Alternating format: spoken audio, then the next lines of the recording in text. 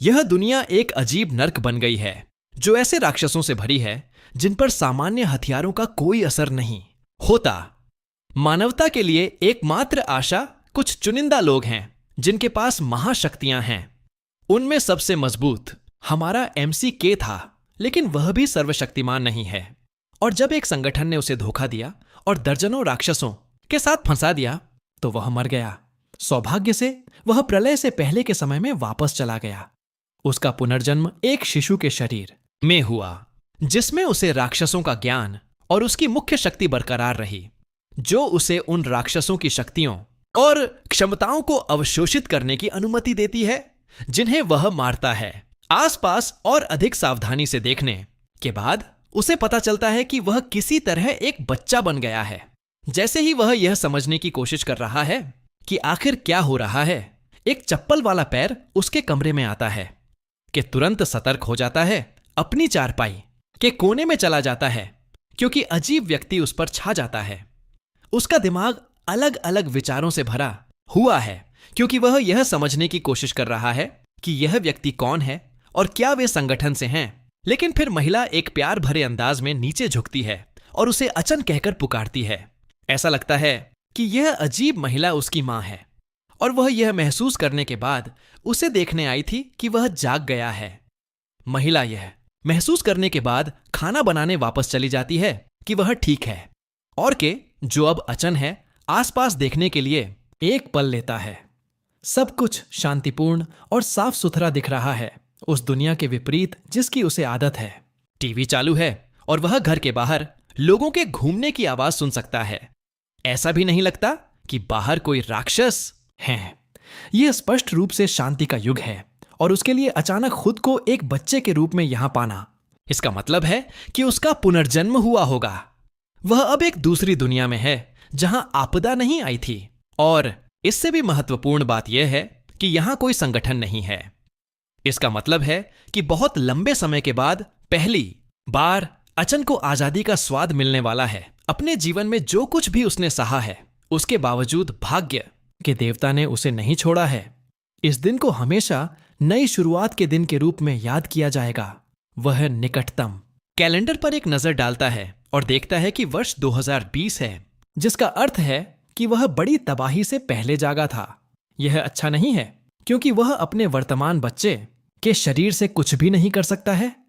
वह बिना कुछ पकड़े खड़ा भी नहीं हो सकता और उसके छोटे अंग उसके शरीर को सहारा देने के लिए बहुत छोटे हैं। उसका गला भी उसके पुराने शरीर की तुलना में अजीब लग रहा है, इसलिए वह बात भी नहीं कर सकता। यह सब उसके लिए टेरेबल खबर है क्योंकि समय का महत्व है। उसके पास सिर्फ एक सामान्य बच्चा होने का समय नहीं है। जब दुनिया प्रलय में प्रवेश करने वाली है, अचन अपनी मां की ओर देखता है और सोचता है कि क्या वह कोई ऐसा व्यक्ति है जिस पर वह भरोसा कर सकता है। हालांकि उस पर भरोसा करने के बजाय शायद वह अपने लक्ष्यों को प्राप्त करने के लिए उसे एक कठपुतली की तरह इस्तेमाल कर सकता है।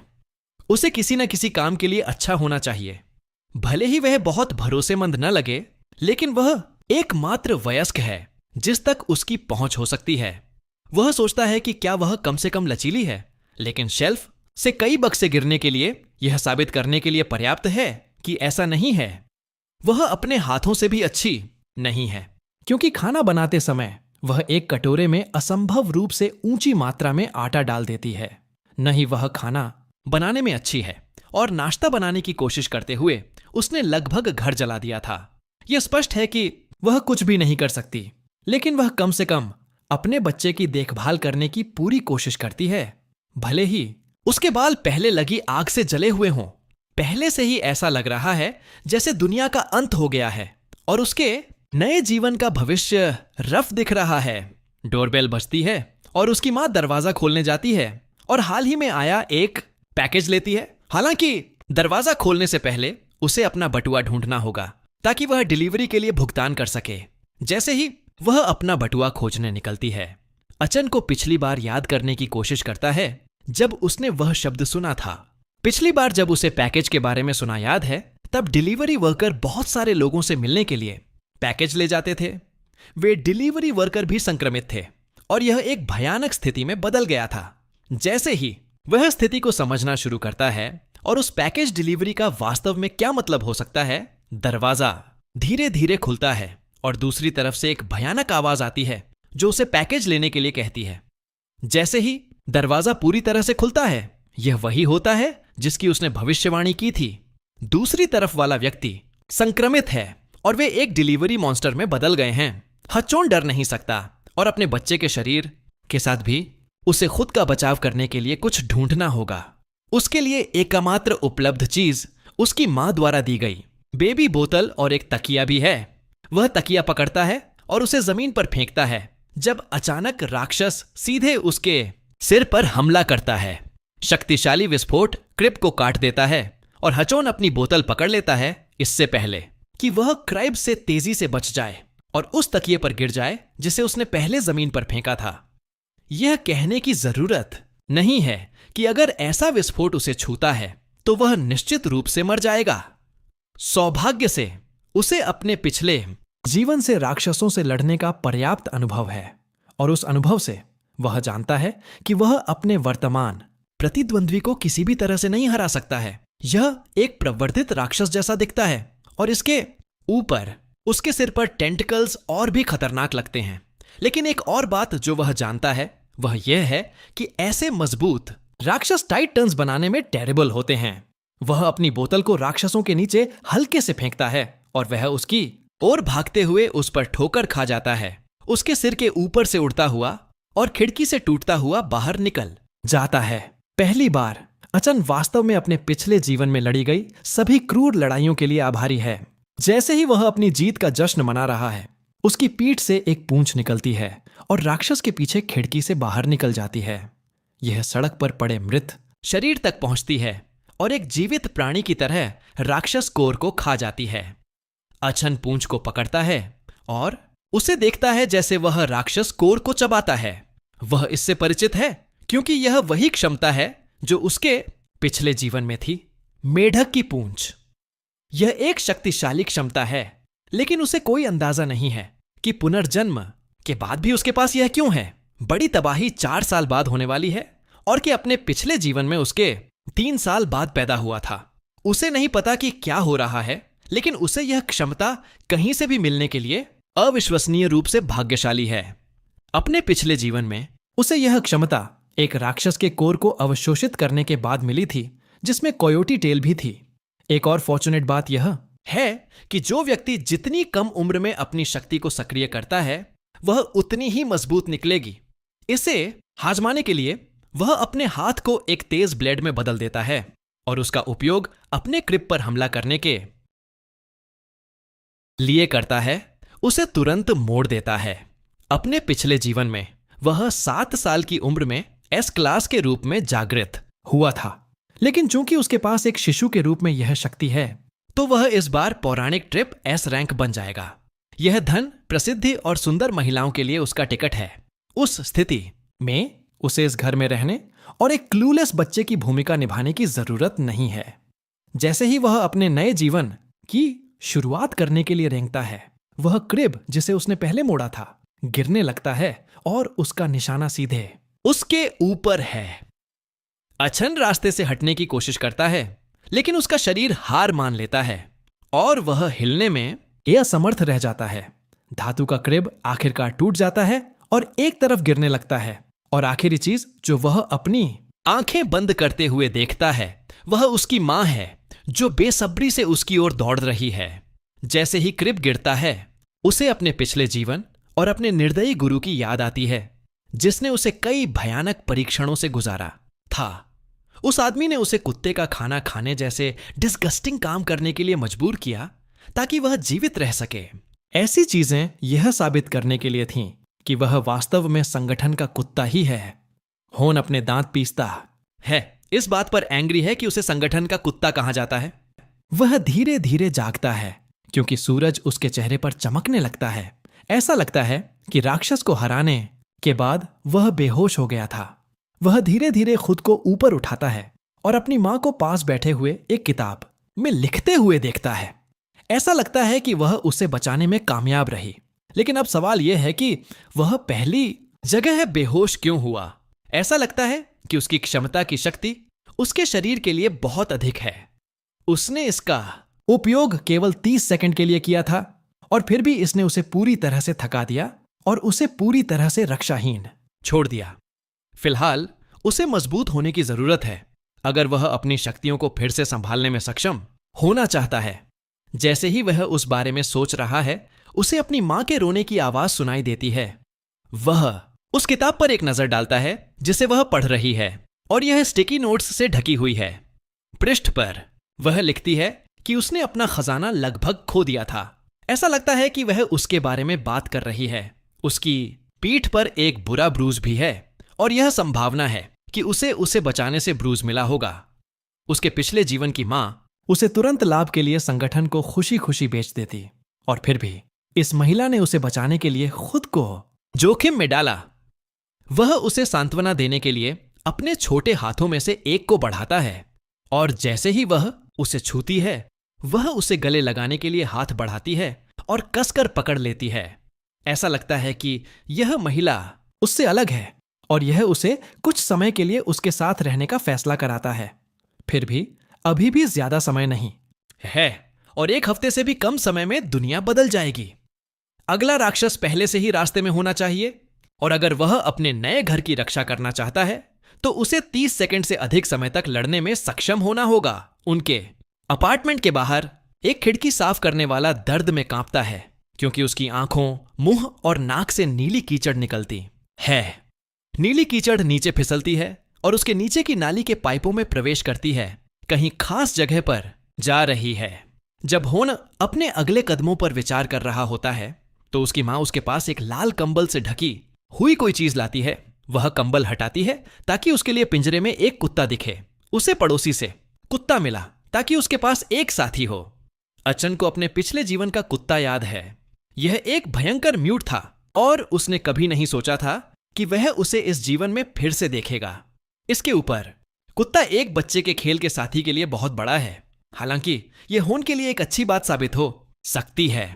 उसकी मां थोड़ी डिटसी हो सकती है, लेकिन ऐसा लगता है कि वह कभी कभी उपयोगी हो सकती है। यदि वह कुत्ते को सही ढंग से प्रशिक्षित करता है तो वह एक मजबूत सहयोगी बन सकता है और वह परिवहन का एक साधन भी बन सकता है। एक बड़ा कुत्ता होना आखिरकार उतना बुरा नहीं हो सकता है। उसकी मां उसके चेहरे पर हल्की सी मुस्कान देखकर मुस्कुराती है। ऐसा लगता है कि उसने सही फैसला किया और इससे कम से कम उसे खुशी मिली। वह उन दोनों को खेलने के लिए छोड़ देती है जबकि वह घर के आसपास कुछ और काम करने जाती है। अचन कुत्ते को घूरता है क्योंकि वह सोचता है कि वह उसके साथ क्या करने वाला है। अभी के लिए उसे पहले उसे खाना खिलाना होगा। वह कुत्ते को रसोई से एक सॉसेज देता है और उसे खाने का आदेश देता है। यदि वह इसे खाता है तो अचन उसका मालिक बन जाएगा और प्रशिक्षण शुरू हो सकता है। कुत्ते के साथ एक अनुबंध बनाने के बच्चे के प्रयास के बावजूद ऐसा लगता है कि यह समझने के लिए बहुत सरल दिमाग है कि वे क्या कर रहे हैं। जैसे ही कुत्ता सॉसेज उठाने के लिए झुकता है, हचोन अपने सिर पर मुहर लगाता है जो उनकी शक्ति की गतिशीलता में अंतर दिखाता है। हालांकि भले ही कुत्ता यह नहीं समझता कि बच्चा क्या कह रहा है, इसका मतलब यह नहीं है कि वह अनादर को सहन करेगा। वह अचन को चेहरे पर 2 अच्छी तरह से रखी हुई पॉज से मारता है जिससे बच्चा उड़ जाता है। फिर वह शांति से अपना सॉसेज का आनंद लेने के लिए दूर चला जाता है, लेकिन बच्चा इसे ऐसे नहीं लेगा। अचन एक जोरदार युद्ध घोष के साथ कुत्ते पर हमला करने के लिए कूदता है। वह कुत्ते पर टूट पड़ता है और वे दोनों लड़ते हैं जबकि मां उनके हरकतों पर हंसती है। ऐसा लगता है कि वे दोनों पहले ही दोस्त बन चुके हैं। जैसे ही वह खाना बना रही होती है, उसे पता चलता है कि उसका आटा खत्म हो गया है। हालांकि जब वह इसे खोजने की कोशिश करने के लिए झुकती है तो एक नीला कीचड़ राक्षस सिंह से ऊपर आता है और लड़ते हुए कुत्ते और बच्चे के ऊपर छा जाता है। सीधे उस अनजान महिला को निशाना बनाता है जो अभी भी कुछ नए फूल खोजने और पकाने की कोशिश कर रही है। कीचड़ राक्षस हवा में उठता है और सीधे अचन की मां को निशाना बनाता है। कुत्ता हरकत में आता है और राक्षस को चोट पहुंचाने से पहले उसके पास जाने के लिए दौड़ता है। वह समय पर वहां पहुंच जाता है ताकि वह कीचड़ उस पर हमला करने से पहले उसे सिंक की अलमारी में धकेल दे। शुक्र है मां को नहीं पता कि क्या हो रहा है। जबकि कीचड़ और कुत्ता उसके पीछे लड़ते हैं, अचन पूरे मामले को अपने चेहरे पर एक अप्रभावित नजर से देखता है। राक्षस कोई वास्तविक समस्या पैदा करने के लिए बहुत कमजोर है, लेकिन फिर भी इससे निपटना मुश्किल होगा। इसका तरल स्लैशिंग और स्टैबिंग हमलों को बेकार कर देता है, इसलिए उन्हें इससे निपटने का कोई और तरीका खोजना होगा। उसकी मां अलमारी से खुद को बाहर निकालने की कोशिश करती है, लेकिन उसे अपने सिर में दर्द की अधिक चिंता है। उसे कुत्ते और राक्षस के बीच हो रही इंटेंस लड़ाई का भी एहसास नहीं है। कीचड़ आखिरकार कुत्ते को घेरना शुरू कर देता है और कुछ अलग में मॉर्फ होना शुरू हो जाता है। अचन को चीजें हाथ से निकलने से पहले तेजी से कार्य करना होगा। उसे अपनी पिछली लड़ाइयों से याद है कि कीचड़ राक्षस सूखे के प्रति कमजोर है, इसलिए उसे इसे सुखाने के लिए कुछ ढूंढना होगा। वह तुरंत अपनी बोतल को पाउडर दूध से भरी हुई देखता है और उसे खोलने से पहले राक्षस पर फेंक देता है। कीचड़ पीछे हट जाता है और आकार में सिकुड़ जाता है, इससे पहले कि वह कमरे में उछलने लगे। दूध के कारण नमी खोने से वह घबरा जाता है और इसी वजह से प्रतिक्रिया कर रहा है। अचन एक बार जब वह हिलना बंद कर देता है तो उसे एक डस्टबिन के नीचे फंसाने का अवसर लेता है। ऐसा लगता है कि चीजें साफ हो गई हैं और कुत्ता और उसकी मां दोनों रसोई काउंटर के पीछे से अपना सिर बाहर निकालते हैं। उसकी मां तब गलती से उन दोनों पर आटा गिरा देती है, जिससे वे पहले से ही अधिक डिसोरिएंटेड हो जाते हैं। फूल के फैलने के कारण उसकी मां खुद को धोने के लिए भाग जाती है, इससे पहले कि फूल उसके कपड़े पर दाग लगा दे। इस बीच अचन एक राक्षस को पकड़ने के थ्रिल का आनंद लेना जारी रखता है। स्लाइम्स का उपयोग एक प्राकृतिक राक्षस रिपेलेंट के रूप में किया जा सकता है, जिसका अर्थ है कि यदि वह स्लाइम्स लिक्विड को खिड़कियों पर फैलाने में कामयाब होता है तो यह भविष्य में होने वाले किसी भी राक्षस हमले से एक डिटरेंट के रूप में कार्य कर सकता है। अचानक डस्टबिन हिलने लगता है और कीचड़ उसके नीचे से कूद जाता है। चुप्पी का लाभ उठाते हुए भागने का अवसर लेता है। कुत्ता उससे पहले उसके सामने आ जाता है और होन उसे फिर से फंसाने की कोशिश करने के लिए दौड़ता है, लेकिन वह फिर भी फिसलने में कामयाब रहता है। इस बार डस्टबिन के नीचे फंसने से पूरी तरह बच जाता है। इससे पहले कि वह चला जाए, वह उन दोनों पर एक मध्य उंगली उठाता है, जैसे वह खिड़की से फिसल जाता है। कीचड़ अपने आप उनके घर आया और केओस पैदा किया और फिर अपने आप जाने की ऑडेसिटी की। यह कमजोर हो सकता है, लेकिन यह उन दोनों की पसंद के लिए बहुत कॉकी है और इससे वे उसे स्वतंत्र रूप से भागने की अनुमति देने के लिए बहुत एंग्री हो जाते हैं। अचन एक पास की छतरी को हथियार के रूप में पकड़ता है और एक ट्रस्टेड के रूप में कुत्ते पर चढ़ जाता है। अब उसके लिए राक्षस का पीछा करने का समय आ गया है, इससे पहले कि वह बहुत दूर निकल जाए और अधिक परेशानी पैदा करे। वे उसे भागने नहीं दे सकते ताकि वह भविष्य में उनके या दूसरों के लिए और अधिक परेशानी पैदा कर सके। वे इमारत के भूतल पर पहुंचते हैं और एक इमारत के ऊपर कीचड़ को पर्च्ड देखते हैं। यह एक गुजरती हुई लड़की के सिर पर अपना तरल गिराता है और वह उसे कूदते हुए और उसे निगलने की कोशिश करते हुए देखने के लिए समय पर ऊपर देखती है। अचन और कुत्ता उनके बचाव के लिए दौड़ते हैं, क्योंकि बच्चा यह पता लगाने की कोशिश करता है कि क्या करना है।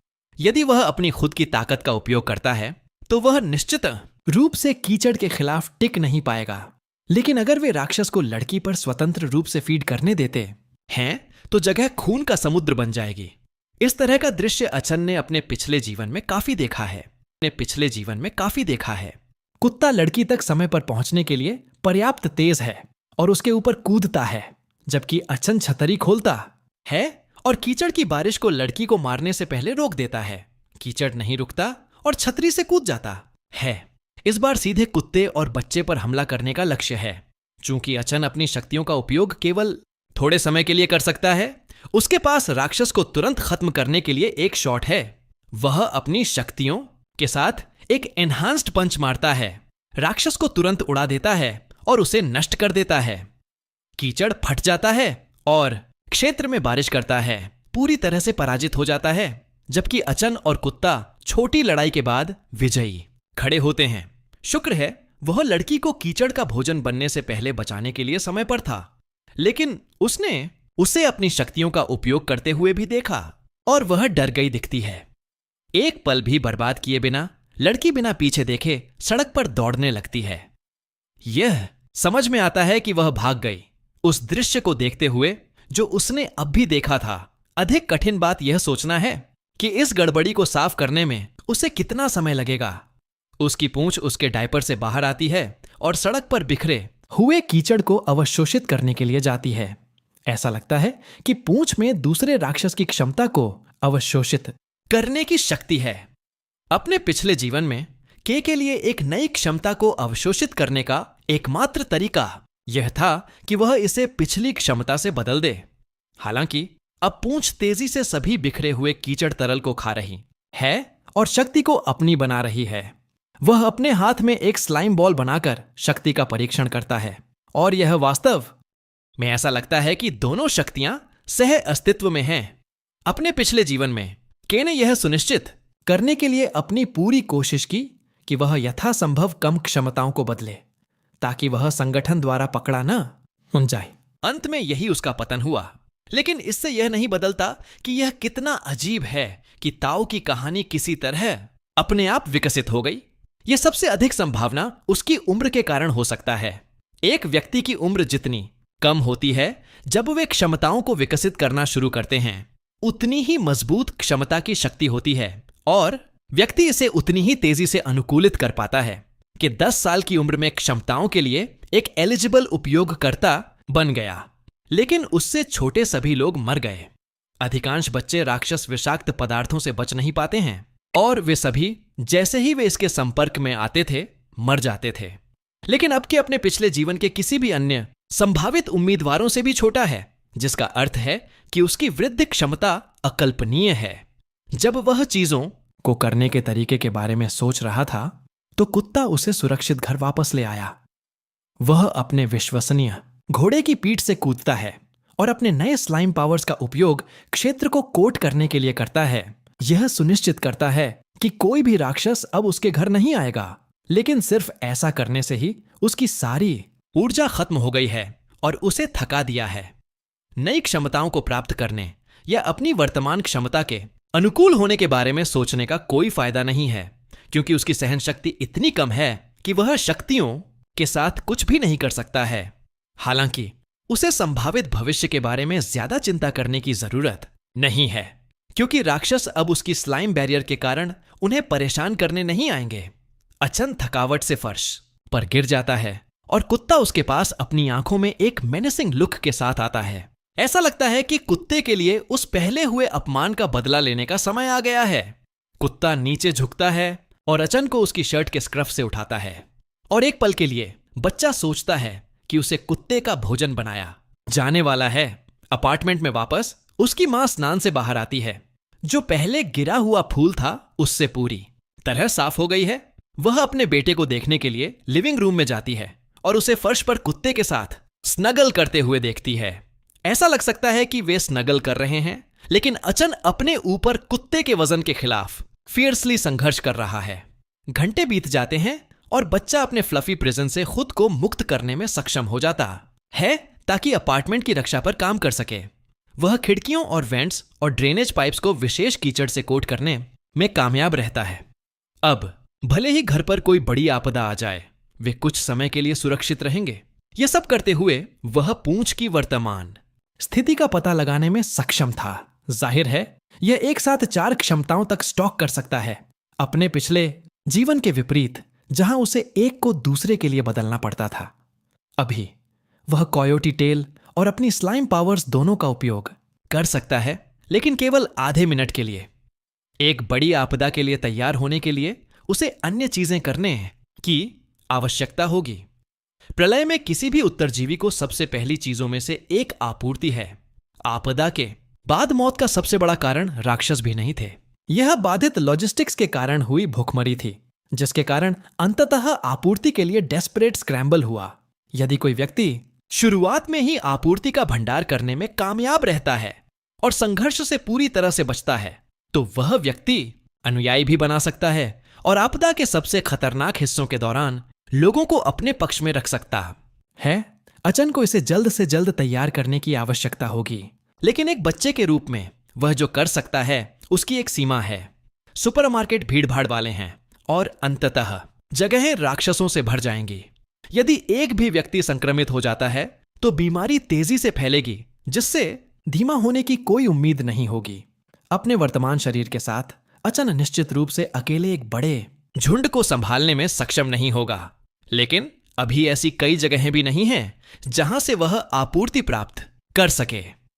जैसे ही वह भविष्य में आपूर्ति प्राप्त करने के लिए किसी अन्य विकल्प के बारे में सोच रहा है, उसकी मां के फोन की घंटी लिविंग रूम टेबल पर बजती है।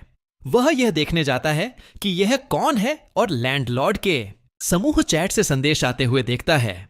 सौभाग्य से उसका फोन लॉक नहीं है, इसलिए वह इसे आसानी से खोल सकता है और देख सकता है कि क्या हो रहा है। समूह चैट में लोग एक अजीब वायरस पर चर्चा कर रहे हैं जो फैल रहा है और कैसे वायरस से संक्रमित लोग राक्षस बन रहे हैं। यह स्पष्ट है कि उन्हें अभी तक आने वाली प्रलय की गंभीरता का पता नहीं है और अचन उन्हें इसके बारे में थोड़ा एनलाइटेंड करने में बहुत खुश है। वह चुपके से एक खाता बनाता है और कमरे में कूदता है, लोगों को बताता है कि कैसे एक बड़ी आपदा आ रही है और उन्हें केओस फैलने से पहले अपनी आपूर्ति प्राप्त करने की आवश्यकता है। हालांकि वह उन्हें सावधानीपूर्वक निर्देशित निर्देश देकर उनकी मदद करने की कोशिश कर रहा है। यह स्पष्ट है कि कोई भी उस पर विश्वास नहीं करता है। यह तथ्य कि उसके पास अभी तक एक प्रोफाइल भी नहीं है क्योंकि उसने अभी अभी खाता बनाया है, उसके मामले में भी मदद नहीं करता है। एक बच्चे के रूप में उसके लिए कुछ भी करने को नहीं है और ऑनलाइन फोरम भी ज्यादा मदद नहीं करते हैं। इस दर पर वे सभी संगठन बनने से पहले ही मर जाएंगे। अचानक फोन पर एक दोस्त का अनुरोध आता है। वह उत्सुकता से अनुरोध स्वीकार करता है और दूसरी तरफ वाला व्यक्ति सीधे बात करता है और उसे बताता है कि यदि वह वास्तव में आपूर्ति की तलाश में है तो वे उसके साथ एक सौदा करना चाहते हैं।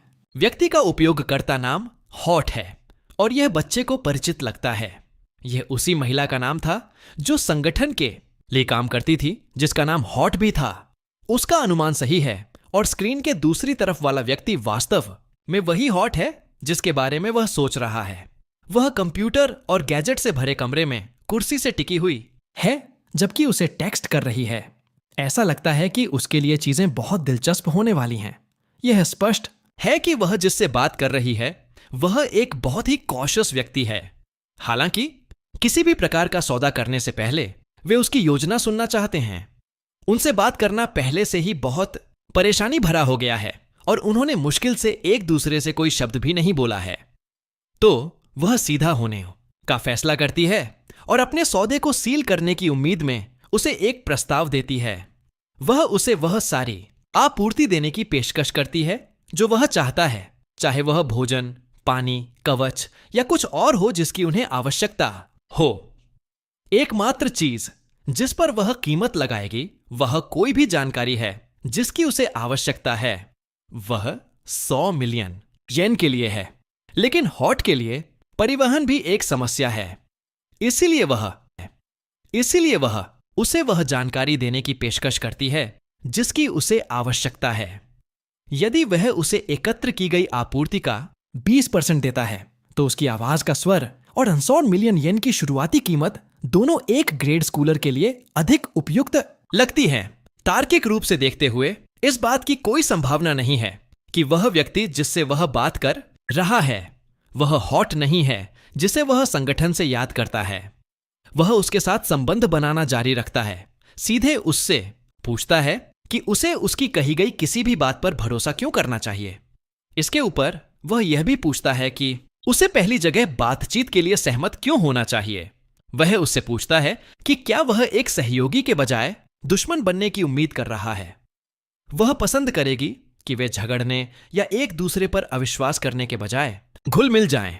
बच्चा सहमत होता है और पूछता है कि आपूर्ति लेने की जगह कहां है। वह उसे बताती है कि उसने जानकारी अपार्टमेंट बिल्डिंग के निचले तल पर एक मेल बॉक्स में डाल दी है जहां वह रहता है।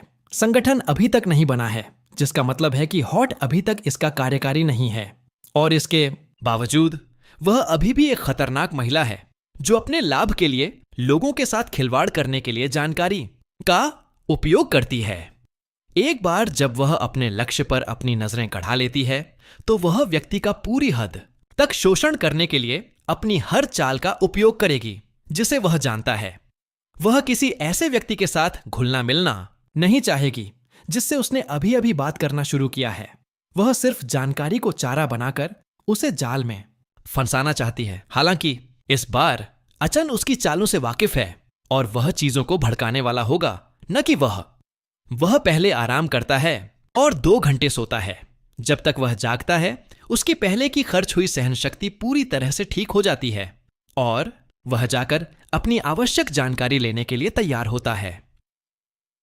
एलिवेटर में सुरक्षा कैमरे हैं और वह निश्चित रूप से अपनी पहचान इतनी आसानी से उसे बताना नहीं चाहता, इसलिए इसके बजाय वह सीढ़ियों की ओर ध्यान देता है। जैसे ही वह वहां पहुंचता है, उसे पता चलता है कि उसकी योजना में एक समस्या है। वह अभी भी एक बच्चा है और सीढ़ियां उसके वर्तमान शरीर से चढ़ने के लिए बहुत मुश्किल हैं। उस स्थिति में उसे अपने प्यारे साथी पर निर्भर रहना होगा। वह सोफे पर सो रहे कुत्ते की ओर मुड़ता है, यह जानते हुए कि वह कुत्ता ही उस मेल बॉक्स तक पहुंचने की उसकी एकमात्र उम्मीद है। अचन कुत्ते की पूंछ पकड़कर और उसे खींचकर कुत्ते को जगाने जाता है, लेकिन कुत्ता प्रसन्न नहीं होता। वह अपनी पूंछ से अचन को दूर धकेलता है, छोटे बच्चे को लाल गाल के साथ उड़ा देता है और अचन ने सोचा था कि वह जानवर को वश में करने में कामयाब रहा था, लेकिन ऐसा लगता है कि वे अभी भी अच्छे संबंध में नहीं हैं। अचन को रसोई के काउंटर पर कुछ ऐसा दिखता है जो उसके काम में मदद कर सकता है। यह ट्रीट्स का एक डिब्बा है और उसे उसका उपयोग कुत्ते को अपनी मदद करने के लिए लुभाने में सक्षम होना चाहिए। वह अपने हाथों में कुछ डॉग ट्रीट्स डालता है और उसे उसकी नाक तक लाता है। कुछ ही सेकंड में कुत्ता उठ जाता है और तुरंत सौदे के लिए सहमत हो जाता है। ऐसा लगता है कि उसके मजबूत चेहरे के बावजूद कुत्ता वास्तव में प्रसन्न करना आसान है। अपने परिवहन को सुरक्षित करने के बाद अगला कदम उस जगह पर पहुंचना है जहां हॉट ने अपनी मां के जागने से पहले जानकारी गिराई थी। वह कुत्ते पर बैठकर अपार्टमेंट बिल्डिंग से होकर निकलता है और आखिरकार मेल बॉक्सों तक पहुंचता है। मेल बॉक्सों में से एक के अंदर एक गुलाबी अक्षर उससे बाहर निकल रहा है। यह स्पष्ट रूप से उसका लक्ष्य होना चाहिए, लेकिन क्षेत्र पर एक कैमरा भी देख रहा है। यह स्पष्ट है कि हॉट अपनी पहचान की पुष्टि करने के लिए कैमरे का उपयोग करना चाहता है। अगर ऐसा होता है तो उसकी जानकारी तुरंत बेच दी जाएगी और वह अपनी ऊपरी हाथ खो देगा। हॉट उन लोगों के साथ गड़बड़ नहीं करता जिन्हें वह नहीं जानता, इसीलिए अचन को किसी भी कीमत पर अपनी गुमनामी बनाए रखनी होगी। उस स्थिति में उसे चकमा देना होगा। बच्चा अपनी शक्तियों को सक्रिय करता है, कमरे के चारों ओर पतले लाल टेंड्रिल्स फैलाता है और किसी भी संदिग्ध चीज के लिए आसपास की स्कैनिंग करता है। अपार्टमेंट के सुरक्षा कैमरे के अलावा वह 3 अन्य छिपे हुए कैमरे खोजने में कामयाब रहता है, जो सबसे अधिक संभावना उसके द्वारा स्थापित किए गए थे। यह स्पष्ट है कि वह उसकी पहचान उजागर करने के लिए बेसब्री से चाहती है। हॉट अपने कंप्यूटर कक्ष में हंसती है, यह देखने के लिए बेसब्री से इंतजार कर रही है कि इस बार उसके जाल में किस तरह का सकर फंसेगा। हालांकि मेल बॉक्स के पास किसी के भी आए बिना उसे उस व्यक्ति से पुष्टि मिलती है जिससे वह बात कर रही है कि उसने पहले ही जानकारी एकत्र कर ली है। वह बेसब्री से कैमरे के फुटेज को देखती है, लेकिन फीड पर उसे केवल एक कुत्ता ही मेल बॉक्स के बगल में खड़ा दिखता है। उसे यह नहीं पता कि कुत्ते के पीछे उसकी झुंझलाहट का लक्ष्य है। बिना उसकी जानकारी के पत्र को चुपके से पढ़ने की कोशिश करते हुए वह कैमरे के ब्लाइंड स्पॉट का पता लगाने में कामयाब रहा और उसने अपने फरी कंपेनियन का उपयोग करके पत्र को सटीली छिपाकर पढ़ा। वह मेल बॉक्स से फ्लायर लेता है और बिना देखे भाग जाता है। फ्लायर उसे क्षेत्र के भीतर एक सुपरमार्केट में क्लियरेंस सेल डील की ओर इशारा करता है और सबसे अधिक संभावना है कि उसे वहीं जाना है। जैसे ही वह फ्लायर पढ़ता है, हॉट एंग्शियस होकर उसके फोन को उड़ा देती है। उससे यह पूछती है कि वह वास्तव में कौन है। वह उसे वापस ताना मारता है, यह कहकर कि यदि वह उसे 100 मिलियन येन देती है तो वह अपनी पहचान बताएगा। इससे हॉट और भी एंग्री हो जाती है कि यह व्यक्ति कोई भी हो, वे स्पष्ट रूप से उसे कम आंक रहे हैं और वह यह सुनिश्चित करना चाहती है कि उन्हें इसका पछतावा हो। वह एक मकड़ी निगरानी प्रणाली को सक्रिय करती है जो एक नाली के अंदर छिपी हुई है और उसे पूरी इमारत को स्कैन करने का आदेश देती है। मकड़ी जैसा उपकरण एक कैमरे से सुसज्जित है और साथ ही डस्ट प्रूफ, वाटर प्रूफ और तापमान, चुंबकों उच्च गति और इलेक्ट्रिक शॉक के प्रति प्रतिरोधी है। मकड़ी अचन और कुत्ते की ओर बढ़ती है, लेकिन उसे तुरंत उनके पीछे सीढ़ियों से नीचे आते हुए एक जोड़ी फ्लफी स्लीपर्स से कुचल दिया जाता है। हॉट दर्द से चिल्लाती है क्योंकि उसका 2 मिलियन का रोबोट कुछ ही सेकंड में नष्ट हो जाता एंड है। इसे नष्ट करने के लिए जिम्मेदार व्यक्ति उसकी अपनी मां है और वह उन्हें कुछ देर तक न देखने के बाद उन्हें ढूंढने नीचे आई थी। हॉट अपने मकड़ी उपकरण के नुकसान पर रोती है, लेकिन लकीली ऐसा लगता है कि ऑडियो फंक्शन अभी भी काम करता है। वह दूसरी ओर एक महिला की आवाज सुन सकती है और फिर उसे पता चलता है कि कॉल फंक्शन भी काम करता है, जिसका मतलब है कि उन्हें भी उसकी आवाज सुनाई देनी चाहिए। वह एमआईस उठाती है और दूसरी ओर जो भी है उसे धमकाने की कोशिश करती है, चेतावनी देती है कि उन्होंने सिर्फ इसलिए नहीं जीता क्योंकि वे उसकी मकड़ी को कुचलने में कामयाब रहे। अब जब उसने उनकी आवाज सुन ली है तो वह उनके सभी संदेशों और उनके डार्क पास्ट को पूरे इंटरनेट पर उजागर कर सकती है। वह उन्हें ताना मारना जारी रखती है, लेकिन दूसरी ओर जो भी है वह प्रतिक्रिया नहीं करता है। इसके बजाय वे किसी और से बात करना जारी रखते हैं, टिप्पणी करते हैं कि उन्होंने हल्के कपड़े पहने हैं और उन्हें ठंड लग सकती है।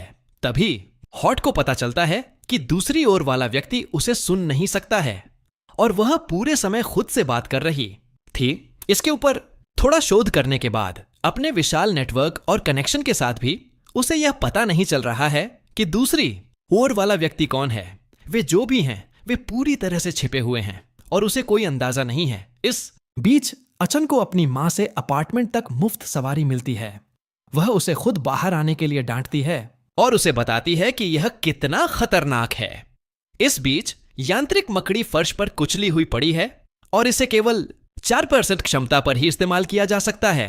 हॉट आखिरकार अचन से फिर से संपर्क करती है और बच्चे को बताती है कि वह जानकारी मुफ्त में देगी और साथ ही आपूर्ति भी देगी।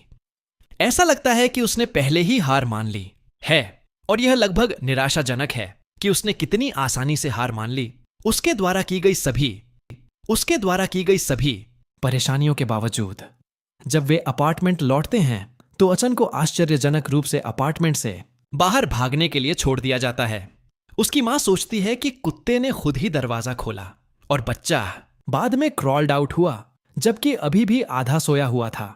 इसके कारण वह कुत्ते का कुछ समय के लिए उपयोग नहीं कर पाएगा और उसे इस तरह की किसी भी और घटना से बचने के लिए बांध दिया गया है।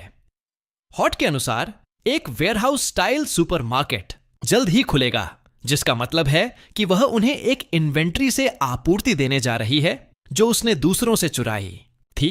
हॉट का इतनी स्वेच्छा से ऐसा करना, वह सब कुछ के बावजूद काफी उदार हो रही है। यदि उसे सामग्री एकत्र करनी है तो उसे बाद में के बजाय जल्द ही करना होगा, लेकिन सबसे पहले उसे सुपरमार्केट तक पहुंचने का एक तरीका खोजना होगा। उसने अपनी मां के देखने के लिए एक फ्लायर टेबल पर छोड़ दिया था, लेकिन उसने उसे देखा भी नहीं है। ऐसा कोई तरीका नहीं है कि वह सीधे उसे दुनिया के अंत के बारे में बता सके, लेकिन उसे कुछ करना होगा। जब वह यह पता लगाने की कोशिश कर रहा होता है कि क्या करना है, तो वह उसे यह कहते हुए सुनता है कि केवल 5 दिन का दूध बचा है। यह एक परफेक्ट अपॉर्चुनिटी है और वह इसका उपयोग अपने फायदे के लिए कर सकता है। वह टेबल पर दूध का कप गिरा देता है और फिर जब वह शोर की जांच करने आती है तो सोने का नाटक करता है। जब वह दूध साफ करने जाती है तो उसे आखिरकार टेबल पर सुपरमार्केट का फ्लायर दिखाई देता है। वह उसे उठाती है और उसे जांचने पर विचार करना शुरू करती है और सब कुछ अचन की योजना के अनुसार होता है। आखिरकार गोदाम की यात्रा का दिन आता है और वह बच्चे को गुलाबी कपड़े पहनाती है जो उसे बहुत निराश करता है। जब वे दोनों बाहर होते हैं तो कुत्ते को घर पर ढेर सारा खाना खाने के लिए छोड़ दिया जाता है। वे सुपरमार्केट पहुंचते हैं, लेकिन इससे पहले कि वह अंदर प्रवेश कर सके, एक सुरक्षा गार्ड दौड़कर उससे पूछता है कि वह इस क्षेत्र में क्या कर रही है। वह उसे बताता है कि एक संक्रामक बीमारी फैल रही है और लोगों को बाहर घूमने से बचना चाहिए। मां उसे बताने की कोशिश करती है कि वह अपने बच्चे के लिए केवल पाउडर दूध खरीदना चाहती है, लेकिन गार्ड उसके किसी भी बहाने को स्वीकार नहीं करता है। वह एक सरकारी कर्मचारी है और अचन जानता है कि सरकार जल्द ही गायब हो जाएगी, इसलिए उन्हें ऐसी चीजों के बारे में लंबे समय तक चिंता करने की जरूरत नहीं है। गार्ड यह केवल इसलिए कर रहा है क्योंकि उसे आदेश दिया गया है और वह उसे बताता है कि उसे घर जाना चाहिए। जैसे ही वह उससे बात कर रहा होता है, उसे अपने पीछे घूमते हुए राक्षस पर ध्यान नहीं जाता जब तक कि वह आदमी के सिर पर अपना हाथ नहीं रखता। एक पल में राक्षस अपना हाथ निचोड़ता है और आदमी का सिर एक खूनी गुब्बारे की तरह फूट जाता है। फिर वह अपनी निगाहें निहत्थे मां और बच्चे पर डालता है। यह राक्षस अब तक का सामना किए गए किसी भी राक्षस से बहुत बड़ा है और यह एक मजबूत प्रोलिफरेटिव प्रकार है, इसलिए इसके कोई विशेष कमजोर बिंदु भी नहीं है। वह अपनी ताकत प्रकट नहीं करना चाहता, लेकिन अगर वह अपनी शक्ति का उपयोग नहीं करता है तो वह और उसकी मां दोनों यहीं मर जाएंगे। बर्बाद करने का समय नहीं है और वह हरकत में आने वाला है, लेकिन उसकी मां उसे स्ट्रोलर से बाहर निकालती है और भागने की कोशिश करती है। अचन जानता है कि भागना बेकार है क्योंकि यह चीज एक पूरी तरह से अलग प्रजाति है। यह इंसान से बहुत तेज है और उसकी मां को पैदल भागने की कोई उम्मीद नहीं है। जैसे ही राक्षस उनके करीब आता है, अचन को दीवार पर आग बुझाने वाले यंत्रों का एक मामला दिखाई देता है और फिर वह अपनी शक्तियों का उपयोग करके मामले को तोड़ देता है। यह फट जाता है और पूरे क्षेत्र को गैस से ढक देता है। अचानक बादल अचन के लिए अपनी मां की बाहों से बाहर निकलने और राक्षस पर हमला करने के लिए पर्याप्त है। उसे उड़ाकर और एक दीवार में क्रैशिंग कर देता है। उसके पास इस राक्षस से निपटने के लिए लगभग 30 सेकंड हैं, जब तक कि धूल सेटल न हो जाए। उन 30 सेकंड में उसे इस राक्षस के साथ लड़ाई निपटाने की जरूरत होगी, इससे पहले कि उसकी मां को पता चले कि क्या हो रहा है। उसकी मां राक्षस के अचानक हमले के कारण बेहोश हो गई है, तो उसे यह सुनिश्चित करना होगा कि उसके जागने से पहले सब कुछ का ध्यान रखा जाए। उसके लिए लकीली वह पहले के प्रभाव से बेहोश है, लेकिन समय नहीं है। प्रोलिफेरेटिव प्रकार का कोर उसके सिर में होता है। यदि वह उसके सिर पर हमला करने में कामयाब रहता है तो वह निश्चित रूप से एक ही हिट में मर जाएगा। हालांकि राक्षस अभी भी अनहार्म्ड है, यहां तक कि पहले के हमले के बाद भी। अचन को यह सुनिश्चित करना होगा कि वह जानवर को एक ही वार में खत्म कर दे, इससे पहले कि वह वापस उठ सके और उसे या उसकी मां को चोट पहुंचा सके। वह सभी अन्य समयों की तरह कोई शॉर्टकट्स का उपयोग नहीं कर सकता है। इस बार उसे अपनी ताकत से हेड ऑन लड़ना होगा। शुक्र है वह इस बार कम से कम खड़ा हो सकता है और उसे रेंगना नहीं पड़ता है। राक्षस पहल करता है और बच्चे की ओर कूदता है, लेकिन अचन उसे नीचे गिराने से पहले रास्ते से हटने में सक्षम होता है। फिर वह अपनी क्षमता का उपयोग करके अपने टोड एबिलिटी के पतले स्ट्रैंड से राक्षस को काटता है। वह राक्षस को बाहर निकालने में कामयाब नहीं रहा, लेकिन उसने कम से कम उस हेवी अटैक के बाद उसे खून बहाने में कामयाब रहा। चीजें अभी अच्छी नहीं दिख रही हैं, लेकिन होन को यकीन है कि जीतने वाला वही होगा। वह राक्षस पर फिर से हमला करने के लिए दौड़ता है। इस बार उसे यकीन है कि वह कम से कम उसके खिलाफ खुद को रोक सकता है। अपने छोटे शरीर के कारण वह आसानी से उसके अधिकांश हमलों को चकमा देने में सक्षम है और अपनी टोड एबिलिटी से स्ट्रिंग का उपयोग करके उसके शरीर के चारों ओर झूलता है और उसे लपेट लेता है। फिर एक बार जब वह उतरता है तो वह फिर से स्ट्रिंग को खींचता है, उसे तुरंत काटता है। ऐसा लगता है कि उसके पास ऊपरी हाथ है, लेकिन उसे अभी भी राक्षस को हराने के लिए सिर पर वार करने की जरूरत है। उसके लिए लकीली इतने बड़े शरीर के साथ तेजी से चलने वाले बच्चे को निशाना बनाना मुश्किल हो जाता है। वह अपनी पूरी ताकत का उपयोग भी नहीं कर सकता है क्योंकि उसे कितनी तेजी से हिलना पड़ता है। राक्षस के लिए यह एक चूहे का पीछा करने जैसा होगा। आखिरकार अचन राक्षस को पूरी तरह से आउटरन और आउटस्मार्ट करने वाला है। उसे बुरी तरह से थका देता है जब तक कि वह मुश्किल से हिल न सके। यह सब उसके पुराने जीवन की लड़ाइयों से अब तक बनाए गए अनुभव के कारण है। बच्चे के लगातार हमलों के कारण राक्षस की शक्ति बहुत कम हो गई है और एक और हिट उसे नीचे गिराने के लिए पर्याप्त होनी चाहिए। हालांकि वह बहुत ज्यादा स्मग नहीं हो सकता और हालांकि राक्षस लगातार हमलों से बुरी तरह कमजोर हो गया है, वह अपनी पूरी ताकत का उपयोग करके अपनी पीठ से एक स्पाइक पकड़ता है और उसे अविश्वसनीय ताकत के साथ बच्चे पर फेंकता है। होन हमले को चकमा देने के लिए काफी तेज है, लेकिन यह अभी भी उसके माथे में गहराई से कटने में कामयाब रहता है। वह कूदता है, अपने और राक्षस के बीच महत्वपूर्ण दूरी बनाता है, इससे पहले कि वह उन हमलों में से एक और लॉन्च कर सके। यदि वह ऐसे हमला करना जारी रखता है तो बच्चे के पास उसे खत्म करने के लिए करीब आने का कोई मौका नहीं है। अभी के लिए उसे एक और रणनीति सोचने की कोशिश करनी होगी, जैसे एक सरप्राइज अटैक या उसे उसका ध्यान भटकाने का एक तरीका खोजना होगा। समय भी नहीं बचा है और उसे जल्द ही अपनी शक्तियों की पूरी ताकत का उपयोग करने के बाद के प्रभावों का अनुभव होगा। अभी के लिए उसे भागना पड़ सकता है और अपनी मां को चोट लगने से पहले दूर ले जाना पड़ सकता है। जब वह अभी भी यह पता लगाने की कोशिश कर रहा होता है कि क्या करना है, तो उसे अपनी मां को असहाय रूप से नीचे भूतल पर चारों ओर देखते हुए देखता है। ऐसा लगता है कि उसका समय जितना उसने अनुमान लगाया था उससे कहीं अधिक तेजी से बीत गया और अब वह जाग गई है और वह बेसब्री से उसे ढूंढ रही है। जैसे ही वह उसे चारों ओर ढूंढती है, वह राक्षस के सामने आ जाती है और शौक में उसे घूरने लगती है। हालांकि भागने के बजाय वह कुछ पाने के लिए अपनी जेब में हाथ डालती है और होन बेसब्री से उसे भागने के लिए चिल्लाता है, क्योंकि वह निश्चित रूप से राक्षस से अकेले नहीं लड़ पाएगी। लेकिन प्रोटैगोनिस्ट की मां के रूप में उसके पास निश्चित रूप से अपनी कुछ चालें हैं। अपनी जेब से वह एक स्टन गन निकालती है और उसे राक्षस पर मारती है, उसे तीव्र बिजली से झटके देती है और उसे फ्रीज कर देती है। यह अनऑर्थोडॉक्स हो सकता है, लेकिन यह वही डायवर्जन है जिसकी बच्चा तलाश कर रहा था। अचन इमारत से नीचे सड़कों की ओर कूदता है, ठीक उसी समय जब राक्षस रिकवर होता है और अपनी मां पर झपट्टा मारता है, उसे पीछे की ओर उड़ा देता है। जैसे ही वह फर्श पर गिरती है, राक्षस से दूर देखते हुए अचन आसमान से एक बड़े हमले के साथ उतरता है, इरादे से ट्रैश को हमेशा के लिए खत्म करने का। राक्षस समय पर ऊपर देखता है ताकि वह एक बच्चे को अपनी टांग पर ऊर्जा का एक विशाल संचय के साथ उच्च गति से नीचे आते हुए देखे। हमला सीधे राक्षस के सिर पर लगता है, उसे तुरंत तोड़ देता है और उसे तुरंत मार देता है। उसकी मां अभी भी फर्श पर है, बेहोश है, क्योंकि बच्चा उसकी स्थिति की जांच करने के लिए उसके पास चलता है। जितना वह अभी तक उसे बहुत पसंद नहीं करता है, अगर वह उसे बचाने की कोशिश नहीं कर रही होती तो उसके लिए यह बहुत अधिक खतरनाक होता।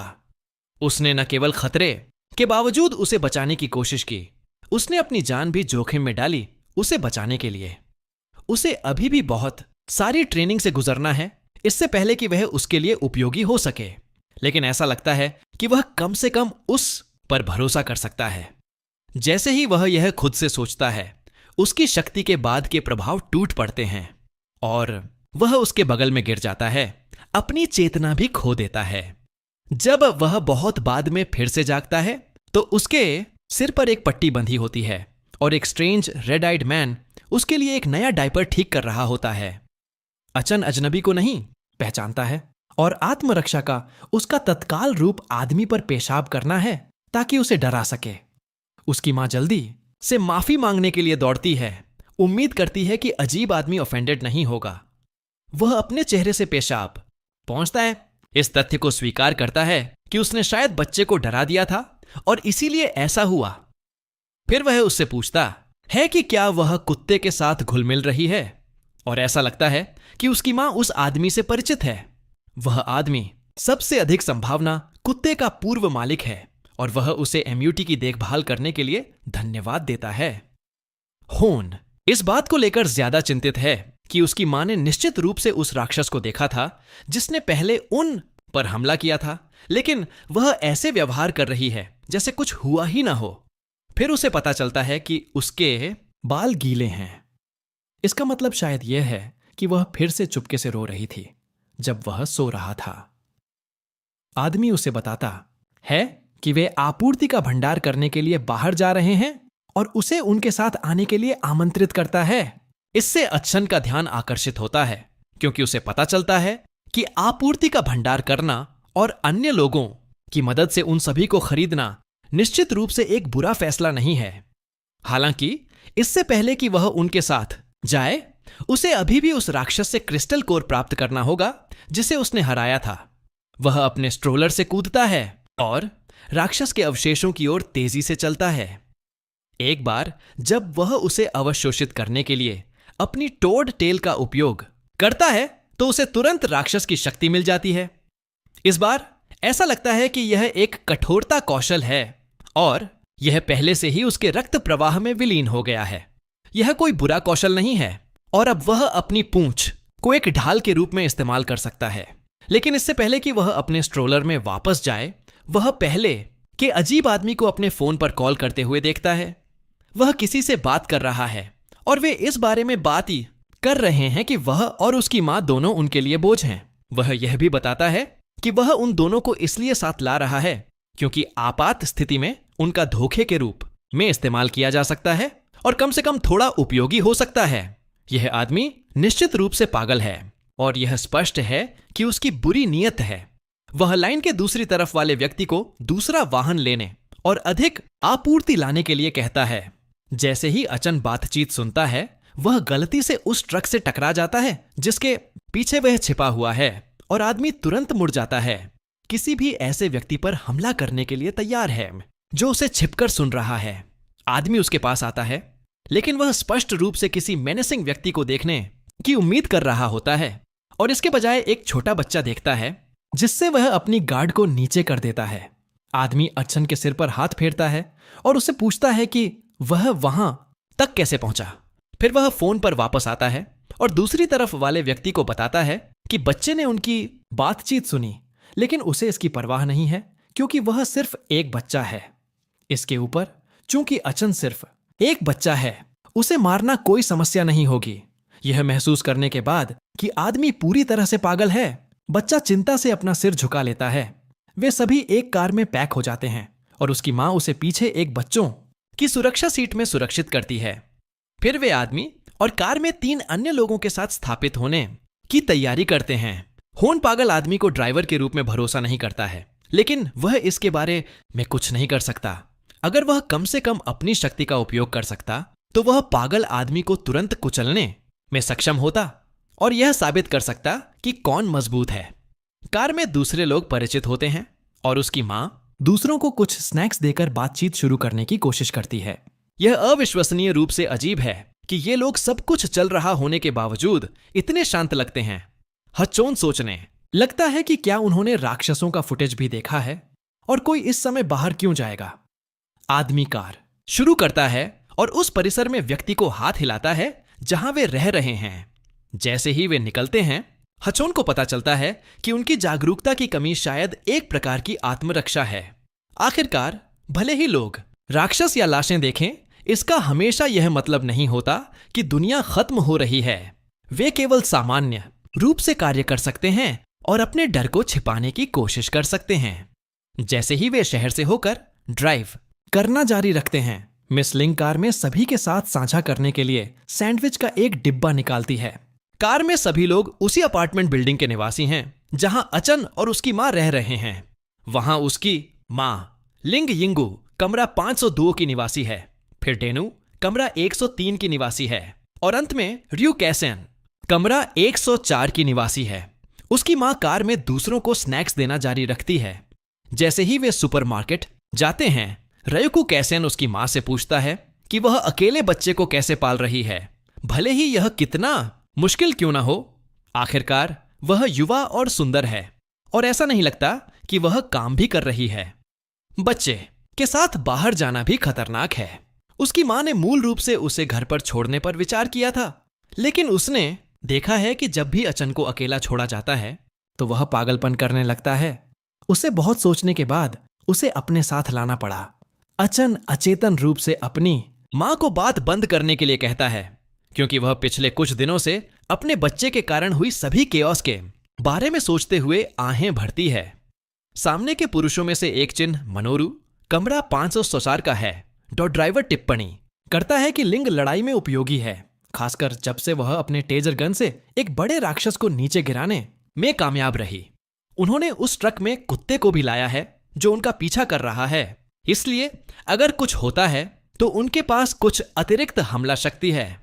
अचन की मां को याद नहीं है कि क्या हुआ था और उसे यह महसूस नहीं होता कि यह उसका बच्चा है जिसने सारा काम किया।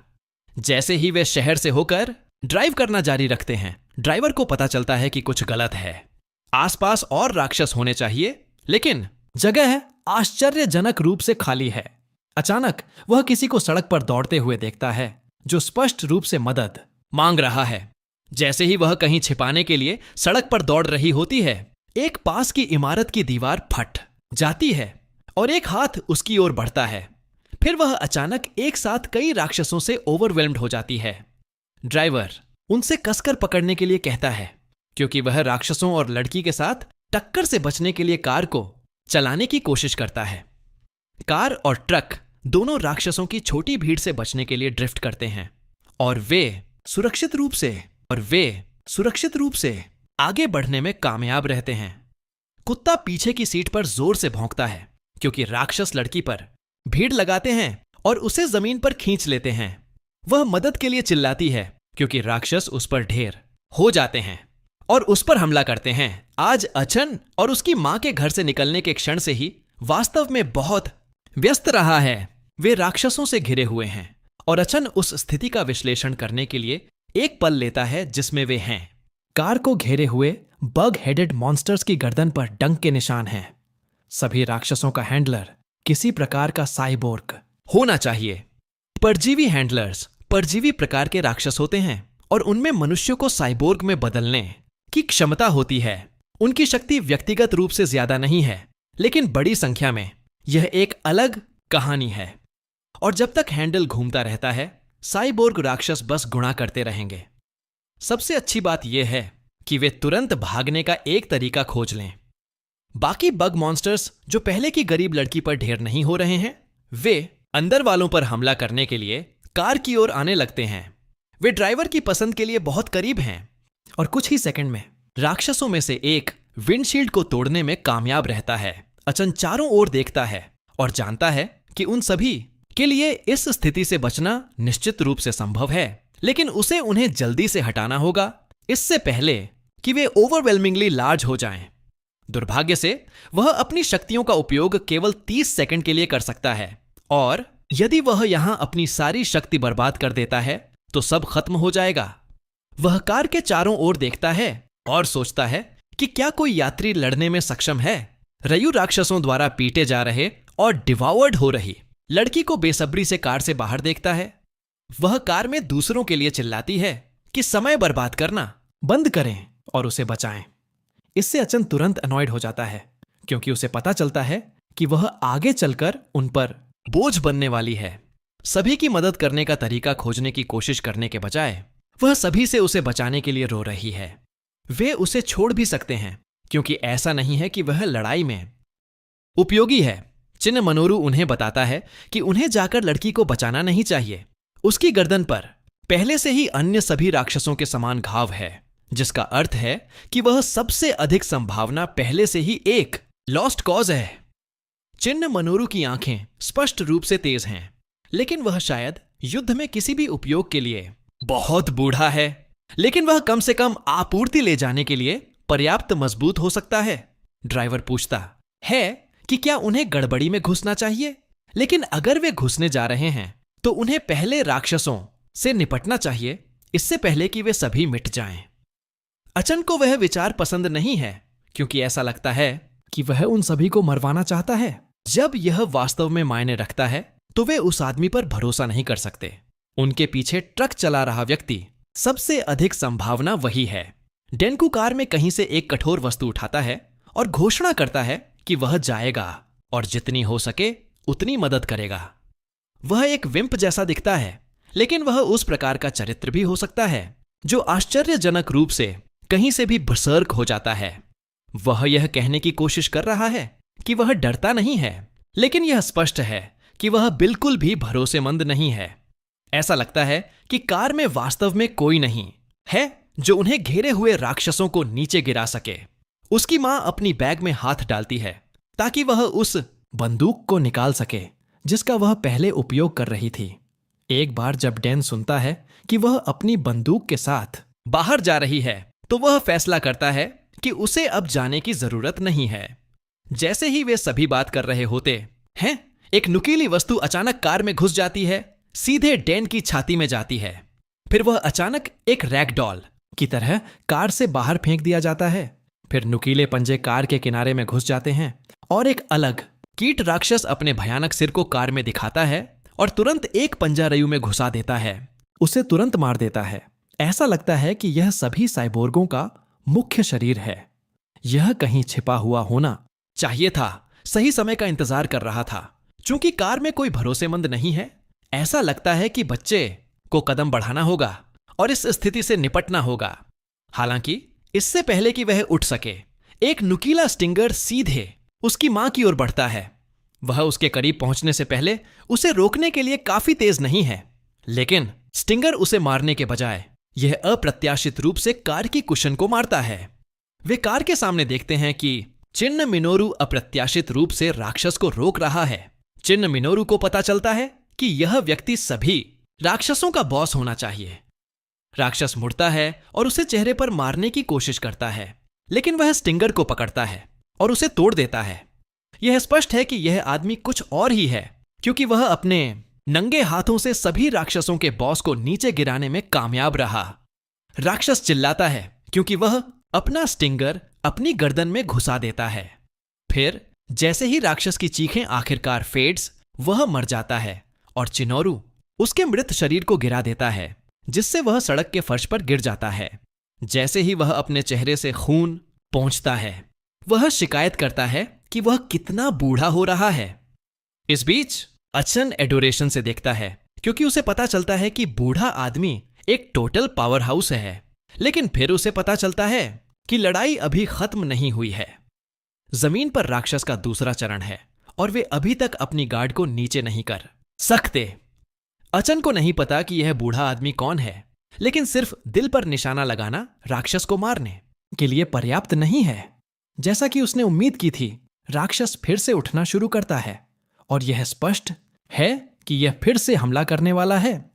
उसके पास बात करने के लिए आवाज नहीं है, इसलिए उसके पास बूढ़े आदमी को चीजें खराब होने से पहले चेतावनी देने का केवल एक ही तरीका है। वह जितनी जोर से हो सके चिल्लाता है, जिससे बूढ़ा आदमी अपने पीछे देखता है और कीट राक्षस के एक स्नीक अटैक से बाल बाल बचता है। बूढ़े आदमी ने यह पहले भी देखा है, जब वह अभी भी विशेष युद्ध विभाजन में था। उसे तुरंत पता चलता है कि राक्षस उसके दिल में मारने से नहीं मरेगा। यही बताता है कि आदमी इतना मजबूत क्यों लगता है। उसने विशेष युद्ध विभाजन में काम किया और इसीलिए उसके पास ऐसे राक्षसों से निपटने का प्रशिक्षण है। आदमी राक्षस पर हमला करने और उसे नीचे गिराने के लिए कार से बाहर कूदता है। ऐसा लगता है कि यह साधारण तरीकों से आसानी से नहीं मरेगा। इसीलिए चिन्न मनूरू फैसला करता है कि इस बार वह राक्षस को हमेशा के लिए कुचलने के लिए अपनी सारी ऊर्जा का उपयोग करेगा। वह राक्षस को उसके सिर से पकड़ता है और अपने घुटने को उसके चेहरे में मारता है, जिससे खोपड़ी तुरंत टूट जाती है। बस थोड़ी सी लड़ाई जो वह कर रहा है, यह स्पष्ट है कि उसके पास परिष्कृत युद्ध ज्ञान है और उसके लिए सिर पर जाने का फैसला बहुत जल्दी आया। उसे पहले ही महसूस कर लेना चाहिए था कि बूढ़ा आदमी सेना से था और उसके पास कार में दूसरों से परे विशेष कौशल हैं। अपने पिछले जीवन में जब वह संगठन का कुत्ता था, भले ही सेना तब तक मिटा दी गई थी जब तक उसने जाना शुरू किया था, उसने अफवाहें सुनी थीं कि सरकार गिरने के बाद सेना राक्षसों का विरोध करने वाली सबसे बड़ी शक्ति बन गई। वे उस समय संगठन के दुश्मन थे, लेकिन उनमें से विशेष युद्ध विभाजन था जो कोर इकाई में काम करता था। ऐसा लगता है कि उन्होंने एक विशेष प्रशिक्षण लिया था और वे संगठन के लिए एक कांटा थे। आदमी के प्रयासों के कारण वे अंततः सुपरमार्केट जा सकते हैं और उन्हें आवश्यक आपूर्ति प्राप्त कर सकते हैं। उसकी मां शुरू में सुझाव देती है कि वे घर भी जाएं, लेकिन चिनोरू तुरंत इस विचार को खारिज कर देता है और उसे बताता है कि अगर वे घर जाते हैं तो कुछ और हो सकता है, तो उन्हें आगे बढ़ते रहना होगा। ऐसा लगता है कि उनके पास आखिरकार अपनी टीम में एक विश्वसनीय व्यक्ति है, लेकिन अब अचन को यह पता लगाना होगा कि इस आदमी को अपने पक्ष में कैसे लाया जाए।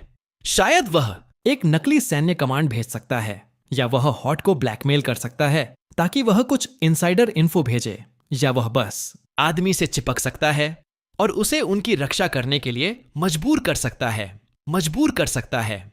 व्यक्तिगत लाभ के लिए आदमी का उपयोग करने के विचार मात्र से बच्चा शैतानी रूप से मुस्कुराता है। जब वह क्या करना है इसके बारे में सोच रहा होता है तो आदमी उसके सिर पर हाथ फेरता है। फिर वह मिस लिन को अचन के साथ उसके करीब रहने के लिए कहता है ताकि वह उनकी थोड़ी रक्षा कर सके। वह तुरंत सहमत होती है और उसे बोझ न बनने और उसका लगन से पालन करने का वादा करती है। वह उसे बताता है कि उससे बहुत ज्यादा उम्मीद न करे और वह सिर्फ उनकी मदद करना चाहता है। वह आदमी को उस बॉस मॉन्स्टर को नीचे गिराने में उसकी पहले की मदद के लिए धन्यवाद देती है, लेकिन वह उसे इसका उल्लेख न करने के लिए कहता है। आखिरकार अगर अचनु पहले नहीं रोता तो वह निश्चित रूप से राक्षस के हमले से मर जाता।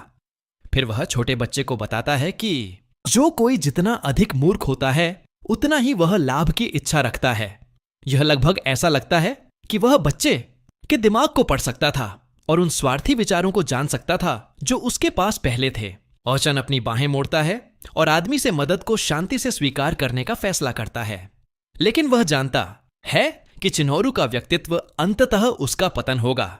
वे आखिरकार उस सुपरमार्केट तक पहुंचते हैं जिसका वे शुरू से लक्ष्य कर रहे थे, लेकिन गेट बंद है। ऐसा लगता है कि उनका छुट्टी का दिन है।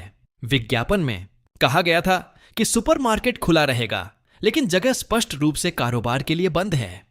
होन एक मास्टर हैकर है और उसने शायद सुपरमार्केट को दूर से बंद कर दिया था। अचानक दरवाजा खुल जाता है और ड्राइवर उन्हें समझाता है कि उसके एक दोस्त ने दूर से कहीं और से दरवाजा खोला था। जैसा कि वह कहता है, वह मुस्कुराता है और अपना फोन चमकाता है, उन्हें याद दिलाता है कि उन्हें बाद में अपने दोस्त को धन्यवाद देना चाहिए। इससे अचन को संदेह होता है और वह चुपके से अपनी मां के बैग से अपना फोन निकालता है ताकि उसे जांच सके। वह संदेश खोलता है और देखता है कि हॉट ने उसे हाल ही में एक संदेश भेजा है जिसमें उसे बताया गया है कि उसने सुरक्षा कैमरे पर उनकी कार देखी और उनके लिए गेट खोला। यह पुष्टि करता है कि ड्राइवर निश्चित रूप से हॉट को जानता है। इससे चीजें उसके लिए बहुत अधिक जटिल हो जाती हैं क्योंकि हॉट और ड्राइवर दोनों उसके लिए बहुत सस्पिशियस लोग हैं। वे आखिरकार सुपरमार्केट में प्रवेश करते हैं और होन अब थक गया है कि वे आखिरकार अपने गंतव्य पर पहुंच गए हैं। सुपरमार्केट विशाल है और गोदाम में बहुत सारी आपूर्ति है। क्षेत्र में कोई कैमरे भी नहीं हैं, इसलिए ऐसा लगता है कि बच्चे को अपनी शक्तियों का उपयोग करते समय देखे जाने की चिंता नहीं करनी पड़ेगी। फिर उसे पता चलता है कि बूढ़ा आदमी अपने साथ एक हथियार रैक लाया है। यह एक पूर्व विशेष युद्ध विभाजन सैनिक से अपेक्षित है, लेकिन अब जब वे सुपरमार्केट में हैं तो वह आदमी जो उन्हें पूरे समय मार्गदर्शन कर रहा था अचानक गायब हो गया है। सुपरमार्केट में कोई कर्मचारी भी नहीं लगता है, इसलिए उनके लिए खरीदने या चेकआउट करने का कोई तरीका नहीं है। जब वे यह पता लगाने की कोशिश कर रहे होते हैं कि उन्हें गोदाम में क्या करना चाहिए तो उन्हें इमारत के कहीं और से ताली बजाने की आवाज सुनाई देती है। वे आगे देखते हैं और पहले वाले आदमी को चीकिली मुस्कुराते हुए और अपने आसपास के बक्से पर टैप करते हुए देखते हैं। फिर वह घोषणा करता है कि दुकान में सब कुछ उसके संगठन द्वारा पहले ही खरीदा जा चुका है। वह क्षण जिसका के को सबसे अधिक डर था वह आखिरकार सच हो गया है। उसके सामने खड़ा व्यक्ति कोई और नहीं बल्कि संगठन का एक सदस्य है। यहां तक कि के का कुत्ता भी उसे पसंद नहीं करता क्योंकि वह फ्यूरियस होकर भौंकना शुरू कर देता है। ड्राइवर आखिरकार अपने असली रंग दिखाता है। यह कबूल करता है कि उसने उन सभी का उपयोग केवल सुपरमार्केट तक पहुंच प्राप्त करने के लिए किया है। अब जब उसने उनके साथ काम कर लिया है तो उन्हें बेकार कूड़े की तरह निपटाने का समय आ गया है। अपनी बोस्टफुल मोनोलॉग के दौरान के तुरंत आदमी की बांह पर एक टैटू देखता है जो एक स्पष्ट संकेत है कि वह वास्तव में संगठन से संबंधित है। उसकी आंखों में अंधेरा लिए हुए आदमी घोषणा करता है कि सुपरमार्केट अब ईस्ट लोटस सोसाइटी का है। उसकी आवाज खतरे से भरी है। उसकी धमकी विशेष रूप से पुराने सैन्य व्यक्ति को लक्षित करती है।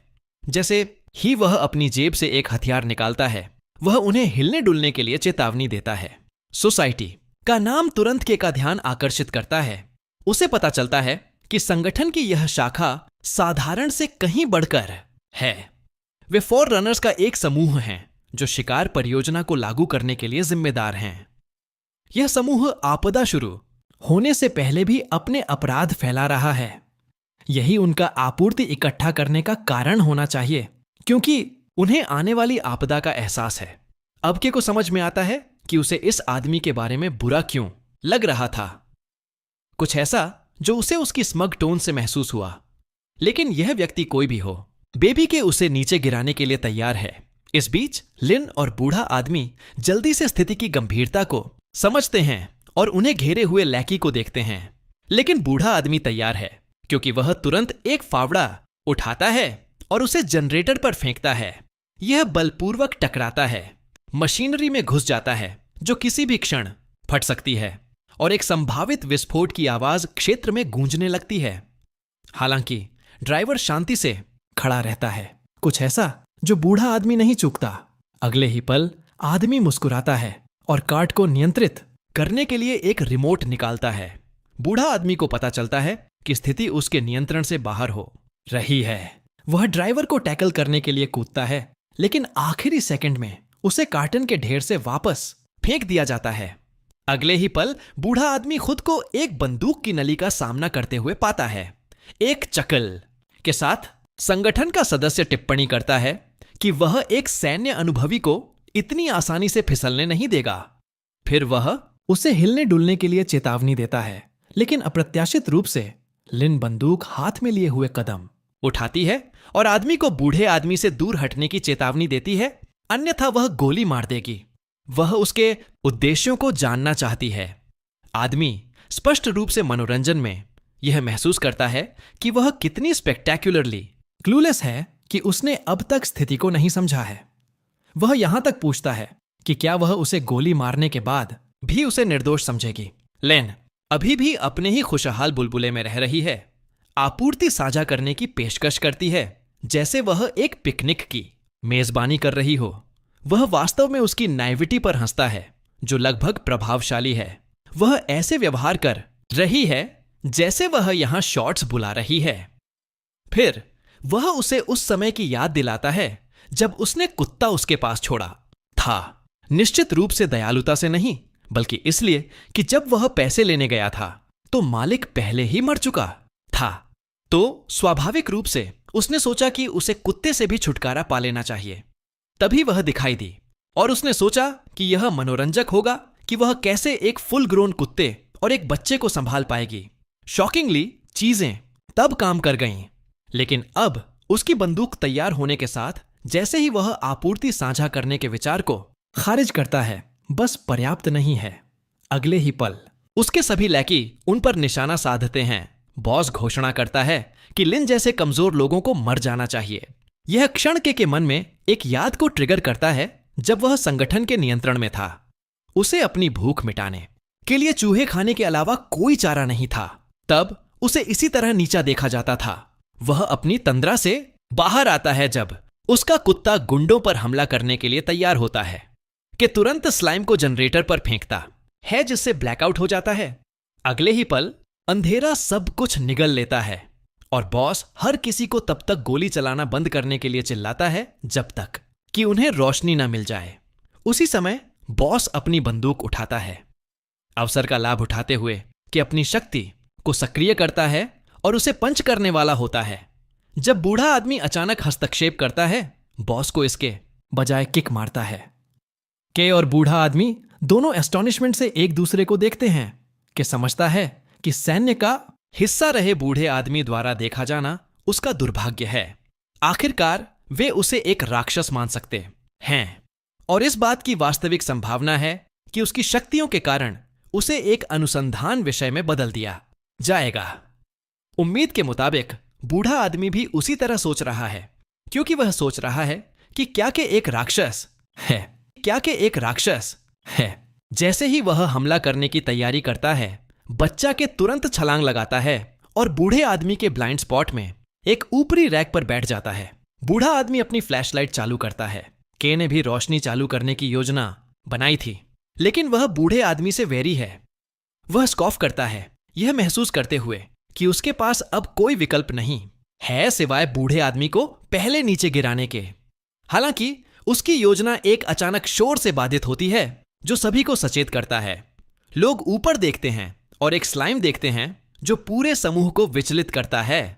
एक स्मग स्माइल के साथ कि एक ट्रॉली में अपनी सामान्य सीट लेता है और शो का आनंद लेने की तैयारी करता है। उसे आश्चर्य होता है, स्लाइम बूढ़े आदमी के एक डॉपलगैंगर में बदल जाता है। यह उस पर हमला करता है और जल्द ही हर कोई खुद को अपने क्लोन्स के खिलाफ लड़ता हुआ पाता है। बूढ़ा आदमी भी अपने डबल के खिलाफ लड़ाई के लिए कमर कसता है। इस नई आपदा पर अपने मुंह में कर्स करता है। लिन अपने परफेक्ट क्लोन को अपने सामने खड़े देखकर टेरिफाइड है और उसे और करीब न आने की गुहार लगाती है। उसकी आवाज बूढ़े आदमी का ध्यान खींचती है। वह पीछे देखता है और केको पास में रोते हुए देखता है, जबकि उसका क्लोन ट्रॉली में चढ़ने की कोशिश करता है। बूढ़ा आदमी मान लेता है कि उसने इस क्लोन को पहले देखा होगा। इसका मतलब है कि हमारे छोटे दोस्त की योजना पूरी तरह से काम कर रही है, क्योंकि वह अब क्रोकोडाइल टीयर्स बहा रहा है। बस बूढ़े आदमी के शाइनिंग आर्मर में एक नाइट की तरह आने का इंतजार कर रहा है।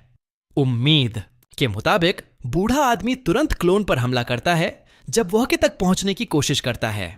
हालांकि वह फ्रस्ट्रेटेड हो जाता है जब क्लोन खुद को एफर्टलेसली रिफॉर्म कर लेता है अपनी स्लाइम लाइक प्रकृति के कारण, यह महसूस करते हुए कि केवल ब्रूट फोर्स काम नहीं करेगा। वह अपना फावड़ा एक तरफ फेंकता है, यह तय करते हुए कि अब एक नई रणनीति अपनाने का समय है जो ऐसे राक्षसों से निपटने के लिए बेहतर है। वह अपना आर्मरी बॉक्स खोलता है और अपनी बंदूक निकालता है।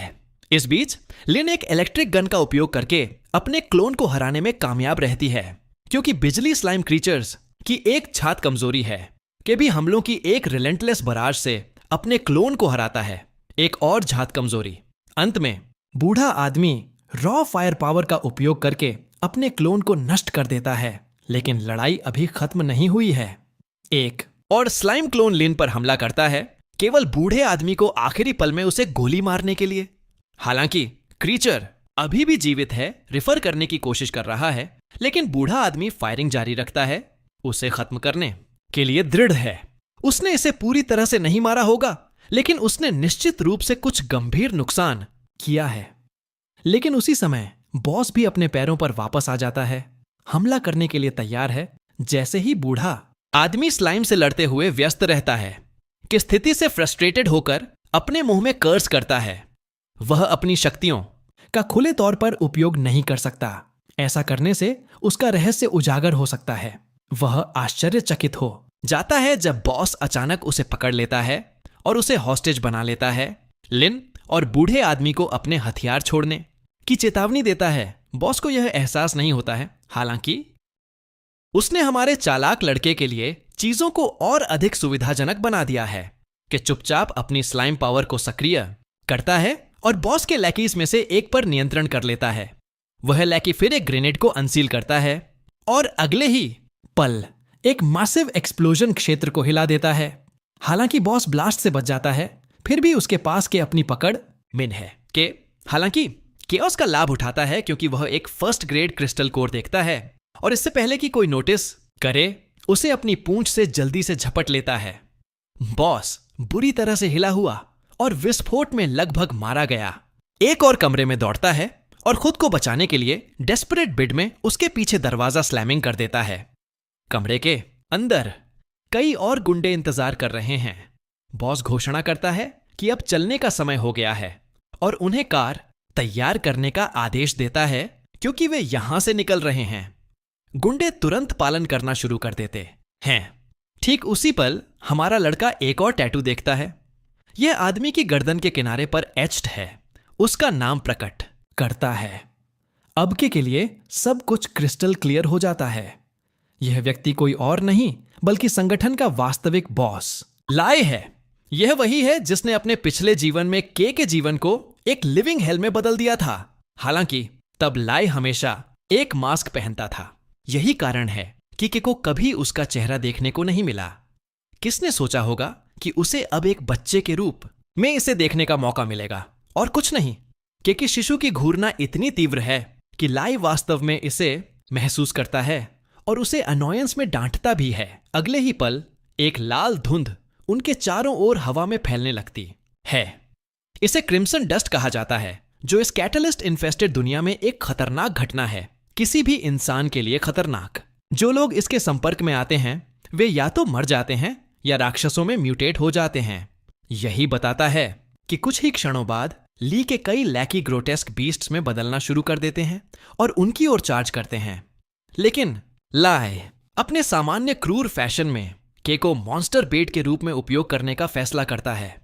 बिना किसी दूसरी सोच के वह बच्चे को क्रीचर्स वाले कमरे में फेंक देता है और दृश्य से भाग जाता है, उसे पीछे छोड़ देता है।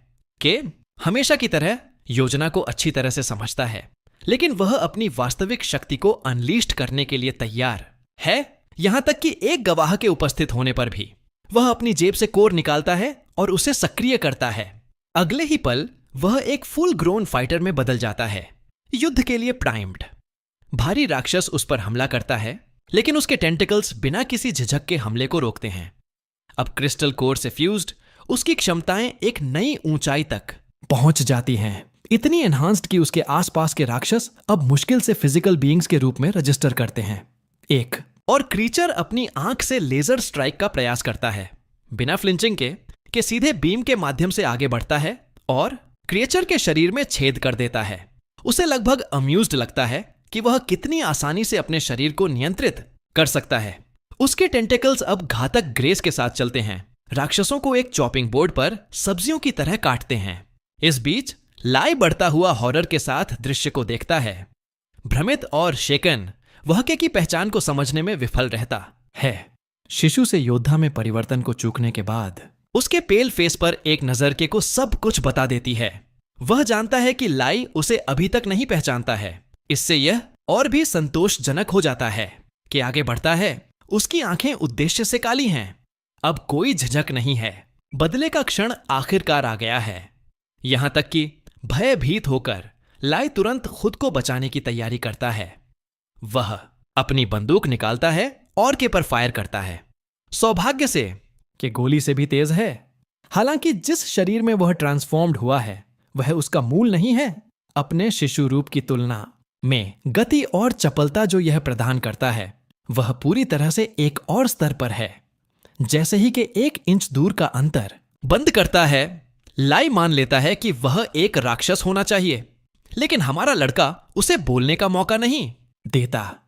एक स्विफ्ट मोशन में वह लाई को कमरे के पार फेंकता है और उसे एक कोने में स्लैमिंग कर देता है। अब खून खांसते हुए लाई कुछ बुदबुदाता है एक कहानी के बारे में जो उसने कभी किसी से सुनी थी, लेकिन अब उसे सच देखता है। कि संक्षेप में सोचता है कि वह व्यक्ति कौन हो सकता है, लेकिन उसके पास इस पर सोचने का समय नहीं है। लाई अचानक एक सिरिंज निकालता है और खुद को एक स्ट्रेंज ड्रग से इंजेक्ट करता है। कुछ ही पलों में उसका शरीर ग्रोटेस्कली शिफ्ट होना शुरू हो जाता है। एक मॉन्स्ट्रस फॉर्म में मॉर्फिंग होता है। परिवर्तन को देखते हुए कि तुरंत सच्चाई को समझता है कि ग्रेट कैटलिस्ट से बहुत पहले संगठन पहले ही इस ड्रग के साथ प्रयोग कर रहा था। एक सूत्र जिसे मनुष्यों को राक्षसों में बदलने के लिए डिजाइन किया गया था, बिना उनकी सैनिटी को छीने। जैसे ही राक्षस बढ़ता है कि विजिबली टेरिफाइड है, वह उस पर तुरंत हमला करता है और हालांकि वह मुश्किल से हमले को रोकने में कामयाब रहता है। वह तुरंत अपने टेंटिकल से रिटेलिएट्स करता है, लेकिन उस एक ही टकराव से उसे पता चलता है कि उसका प्रतिद्वंद्वी कोई साधारण खतरा नहीं है। राक्षस अपना रिलेंटलेस असॉल्ट जारी रखता है। उसे सिल्वर टेंटिकल से मारता है, जिसे कि मुश्किल से डॉज करता है। बस उसके मूवमेंट्स को देखकर कि समझता है कि यह क्रीचर उसे शुरुआत से ही फंसाने के लिए था। एक चिल उसके रीढ़ की हड्डी से गुजरती है, क्योंकि वह इसे पहचानता है कि यह वही राक्षस है जिसने उसे अपने पिछले जीवन में मार डाला था। लेकिन इस बार वह वही व्यक्ति नहीं है। वह अब खुद का वह हेल्पलेस वर्जन नहीं है और उसका इरादा उसी जानवर से फिर से मरने का नहीं है। नए दृढ़ संकल्प के साथ वह हर हमले को तेज फोकस और डिफाइंट एनर्जी से बचाता है। फिर अचानक एक शक्तिशाली विस्फोट राक्षस के खिलाफ पट जाता है। जैसे ही धूल सेटल होती है कि बूढ़े सैन्य व्यक्ति को अपनी बंदूकें बुलेट से रिलोड करते हुए देखता है, जिसे उसने ईस्ट लोटस सोसाइटी से चुराया है। आयरनी उसे नहीं छूटती। बूढ़ा आदमी एक अच्छे उद्देश्य के लिए बुरे आदमी के हथियारों का उपयोग कर रहा है। इस बीच के लड़ाई में अचानक बदलाव को प्रोसेस करने की कोशिश करता है। बूढ़ा आदमी जायंट आइज मॉन्स्टर को निशाना बना रहा है, जो स्पष्ट रूप से लाई है, अभी भी अपने मॉन्स्ट्रस फॉर्म में डिस्गाइज्ड है। टाइड्स को बदलते हुए देखकर कि खुद को चौड़ा ग्रिन करने से रोक नहीं पाता। खेल बदल रहा है और इस बार यह उसके पक्ष में है। लाई को वह समय याद है जब वह संगठन में शामिल हुआ था, जब उसके एक प्रतिनिधि ने उसे दुनिया में एक आसन्न कैटास्ट्रोफी के बारे में चेतावनी देकर लुभाया था। वह इसे ऐसा लगता है कि संगठन में शामिल होना उसके लिए जीवित रहने का एकमात्र तरीका है। फिर वह उसे जुड़ने के लिए एक उपहार के रूप में एक ड्रग देता है, जबकि यह जोड़ता है कि यह उसे अपनी वास्तविक प्रकृति को उजागर करने में मदद कर सकता है। उस समय जब वह दवा को देखता है तो वह उसके शब्दों से आश्वस्त नहीं होता। उसे लगता है कि वह अपनी वास्तविक प्रकृति को अच्छी तरह से जानता है, लेकिन एक बार जब वह इंजेक्शन लेता है और अपने मॉन्स्टरस साइड को जगाता है तो उसे विश्वास हो जाता है कि वह सच कह रही थी, क्योंकि वह एक राक्षस के रूप में पैदा हुआ है जो अन्य लोगों की कमजोरियों का फायदा उठाने पर थ्राइविंग करता है। उदाहरण के लिए, जब वह सिर्फ एक बच्चा होता है तो वह एक मोटी महिला को बताता है कि उसका पति उसे धोखा दे रहा है। जब वह एंग्री हो जाती है तो वह सबूत के रूप में जोड़ता है कि उसने अपने पति को थोड़ी देर पहले उसे एक अगली स्लीपिंग पिगी कहते सुना था। महिला, जो पहले से ही अपनी फिगर के बारे में इनसिक्योर हो सकती है, तुरंत उस पर विश्वास कर लेती है और अपने पति से फ्यूरियस हो जाती है। हिट होने के बाद पति उसे तलाक देने का फैसला करता है। जब वह चला जाता है तो वह अपनी खुद की परसीव्ड अगलीनेस से डेवस्टेटेड हो जाती है और एक गार्डियन एंजल की तरह लाई उसे अपने जाल में फंसाता है, उसे उन लोगों से परिचित कराने का वादा करके जो निश्चित रूप से उसे बुलिंग नहीं करेंगे। इस तरह वह लोगों के दिलों का फायदा उठाता है, उनका भरोसा जीतकर, फिर बाद में उन्हें ड्रेनिंग करके। उसकी स्कैमिंग प्रकृति ने उसे एक कॉन आर्टिस्ट में बदल दिया है, मानव त्वचा में एक राक्षस। इसीलिए वह अब एक स्तर 4 राक्षस के रूप में पैदा हुआ है। ट्रिकस्टर लाई। अब तक वह राक्षस जिसे हमारा लड़का देखता है वह केवल हेल्यूसिनेशंस हैं। वह उस राक्षस को देखता है जिसने उसे अपने पिछले जीवन में मार डाला था और ली की ट्रिकरी से मौत से डरता है। इस बीच लाई अपनी ऊर्जा बर्बाद न करने का फैसला करता है और वापस हमला करने और अंत में जीतने के लिए सही पल का इंतजार करता है। अचानक उसे एक गोली लगती है और वह बूढ़े आदमी को फिर से उससे लड़ने के लिए तैयार देखकर स्टार्टलिंग हो जाता है।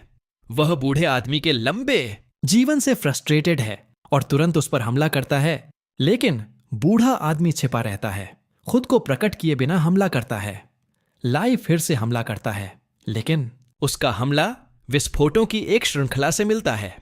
टकराव से बड़ी मात्रा में धुआं और धूल पैदा होती है, जिससे उसे कुछ भी स्पष्ट रूप से देखना मुश्किल हो जाता है। स्थिति का लाभ उठाते हुए के पीछे से उसके ब्लाइंड स्पॉट में चला जाता है। जबकि हमला करता है तो लाई जोर से कर्स करता है, फ्यूरियस होकर कि वह हेल्यूसिनेशन से इतनी जल्दी बाहर आ गया है। के आगे बढ़ता है और घोषणा करता है कि लाई एक स्तर 4 कॉन मैन से ज्यादा कुछ नहीं है, जो कभी कुछ खास नहीं हो सकता। इसके साथ वह लाई पर अपने टेंटिकल से हमला करता है, जिससे लाई उन टेंटिकल्स को कर्स करता है। अगले ही पल लाई के चारों ओर एक इल्यूजन बनाने की कोशिश करता है, लेकिन इस बार यह काम नहीं करता। वह अपने कौशल की विफलता से फ्रस्ट्रेटेड है। के को वह समय याद आता है जब उसने अपने पिछले जीवन में हेल्यूसिनेशन के कारण मौत का स्वाद चखा था। चुपचाप ली को धन्यवाद देते हुए वह अपनी पूरी शक्ति को अनलीस्ट करता है। लाई स्केर्ड है क्योंकि के लाइटनिंग स्पीड से खुद को उसकी ओर फेंकता है। लाई के द्वारा हमला किए जाने के बाद प्रोफ्यूजली ब्लीडिंग कर रहा है। कि फिर उससे कामली पूछता है कि क्या उसका काम हो गया है, लेकिन अंदर ही अंदर वह जानता है कि यह केवल शुरुआत है। 2 घंटे में क्रिम्सन डस्ट की एक और लहर आएगी। यह ऐसा कुछ भी नहीं होगा जिसका मानव जाति ने पहले कभी सामना किया हो। यह एक डिफॉर्म्ड टाइड होगी जो हेल को तोड़ देगी। जैसे ही वह लाई को खत्म करने की तैयारी करता है, लाई उसे रोकने की कोशिश करता है, कि जवाब देता है कि उसे उसके अंतिम शब्दों में कोई दिलचस्पी नहीं है और वह उसे खत्म करने के लिए दृढ़ है। इस बीच बूढ़ा आदमी भी दृश्य को देख रहा है, कि समझता है कि लाई एक टफ ओपोनेंट है जो अपनी सभी चोटों के बावजूद अभी भी लड़ना चाहता है, तो सीधे उसकी गर्दन पर जाकर उसे खत्म करना बेहतर है। जैसे ही वह हमला करने वाला होता है, उसे एक इल्यूजन से हिट किया जाता है। उसकी मां दिखाई देती है, उससे प्लीडिंग करती है, पूछती है कि क्या वह उसे भी मारेगा। वह एक पल के लिए हेजिटेट्स करता है और वह क्षण उसे महंगा पड़ता है, क्योंकि उसे विस्फोटों की एक श्रृंखला से हिट किया जाता है। खुलने का फायदा उठाते हुए लाई फिर से हमला करता है और के मुश्किल से डॉज करने में कामयाब रहता है। जैसे ही कि अपने पैरों पर वापस आता है, ली घोषणा करता है कि चाहे कुछ भी हो, कि उसे मार नहीं पाएगा। वह अब के विचारों को स्पष्ट रूप से पढ़ सकता है और उसकी हर चाल की भविष्यवाणी कर सकता है। ली जानता है कि के में केवल एक हमला बचा है। इस पर हमारा दोस्त लाई को बूढ़े आदमी के लिए छोड़ने पर विचार करता है। उसी समय उसके विचार पढ़ने की तरह लाई बूढ़े आदमी द्वारा चलाई गई एक गोली को डॉज करता है और उसका मजाक उड़ाता है। पूछता है कि क्या वह हमेशा की तरह वहीं खड़ा रहने की योजना बना रहा है। कि अपने मुंह में कर्स करता है, बहुत देर से यह महसूस करते हुए कि सामान्य हथियार एक स्तर 4 राक्षस के खिलाफ काम नहीं करते। लाई ओवर कॉन्फिडेंट होकर मानता है कि वह बूढ़े आदमी की रणनीति को देख सकता है, एक मेनेसिंग लाफ और एक घोषणा के साथ कि वह एक डिवाइन बीइंग है। ली उस जगह की ओर बढ़ता है जहां बूढ़ा आदमी छिपा हुआ है, लेकिन जैसे ही वह उस स्थान पर पहुंचता है, बूढ़े आदमी द्वारा लगाए गए एक ग्रेनेड में विस्फोट हो जाता है। जैसे ही लाई कदम रखता है, ली को घायल देखकर कि बूढ़े आदमी की शार्प इंस्टिंक्ट्स की तारीफ करता है। फिर वह सोचता है कि बूढ़ा आदमी कहां चला गया है।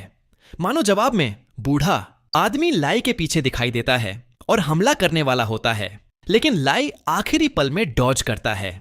लाई काउंटर अटैक की तैयारी करता है, लेकिन कि उसका नाम पुकार कर उसे विचलित करता है। अचानक रुकावट से ली स्टार्टलिंग हो जाता है। मुस्कुराते हुए ली कैसे पूछता है कि क्या वह अपने भविष्य के बारे में जानना चाहता है। जब वह क्षण भर के लिए विचलित होता है तो बूढ़ा आदमी उसे गोली मारता है। अचानक ली के दिमाग में एक विजन प्रवेश करता है, क्योंकि वह खुद को कमजोर लोगों, अपने से नीचे के लोगों से निपटते हुए देखता है। कि लाई को एक ऐसा भविष्य दिखा रहा है जहां वह हमेशा लूजर होता है, हमेशा यूजलेस। अंत में कि उसे बताता है कि यही उसका फेट है। फ्यूरियस लाई अपना सिर पकड़ता है और दावे को नकारता है। एक और विजन फ्लैश होता है कि वह एक पैथेटिक स्टैंस में दूसरों के सामने झुक रहा है। वह इस भविष्य को स्वीकार करने से इनकार करता है। एनरेज्ड होकर वह वाइल्डली हमला करता है, लेकिन अंत में खुद को घायल कर लेता है। अगले ही पल वे सभी डिसबिलीफ में देखते हैं, क्योंकि ली ने अपना खुद का सिर काट लिया है। दृश्य को देखते हुए कि मुस्कुराता है। उसने आखिरकार सभी के सबसे बड़े कॉनमैन को मूर्ख बना दिया है।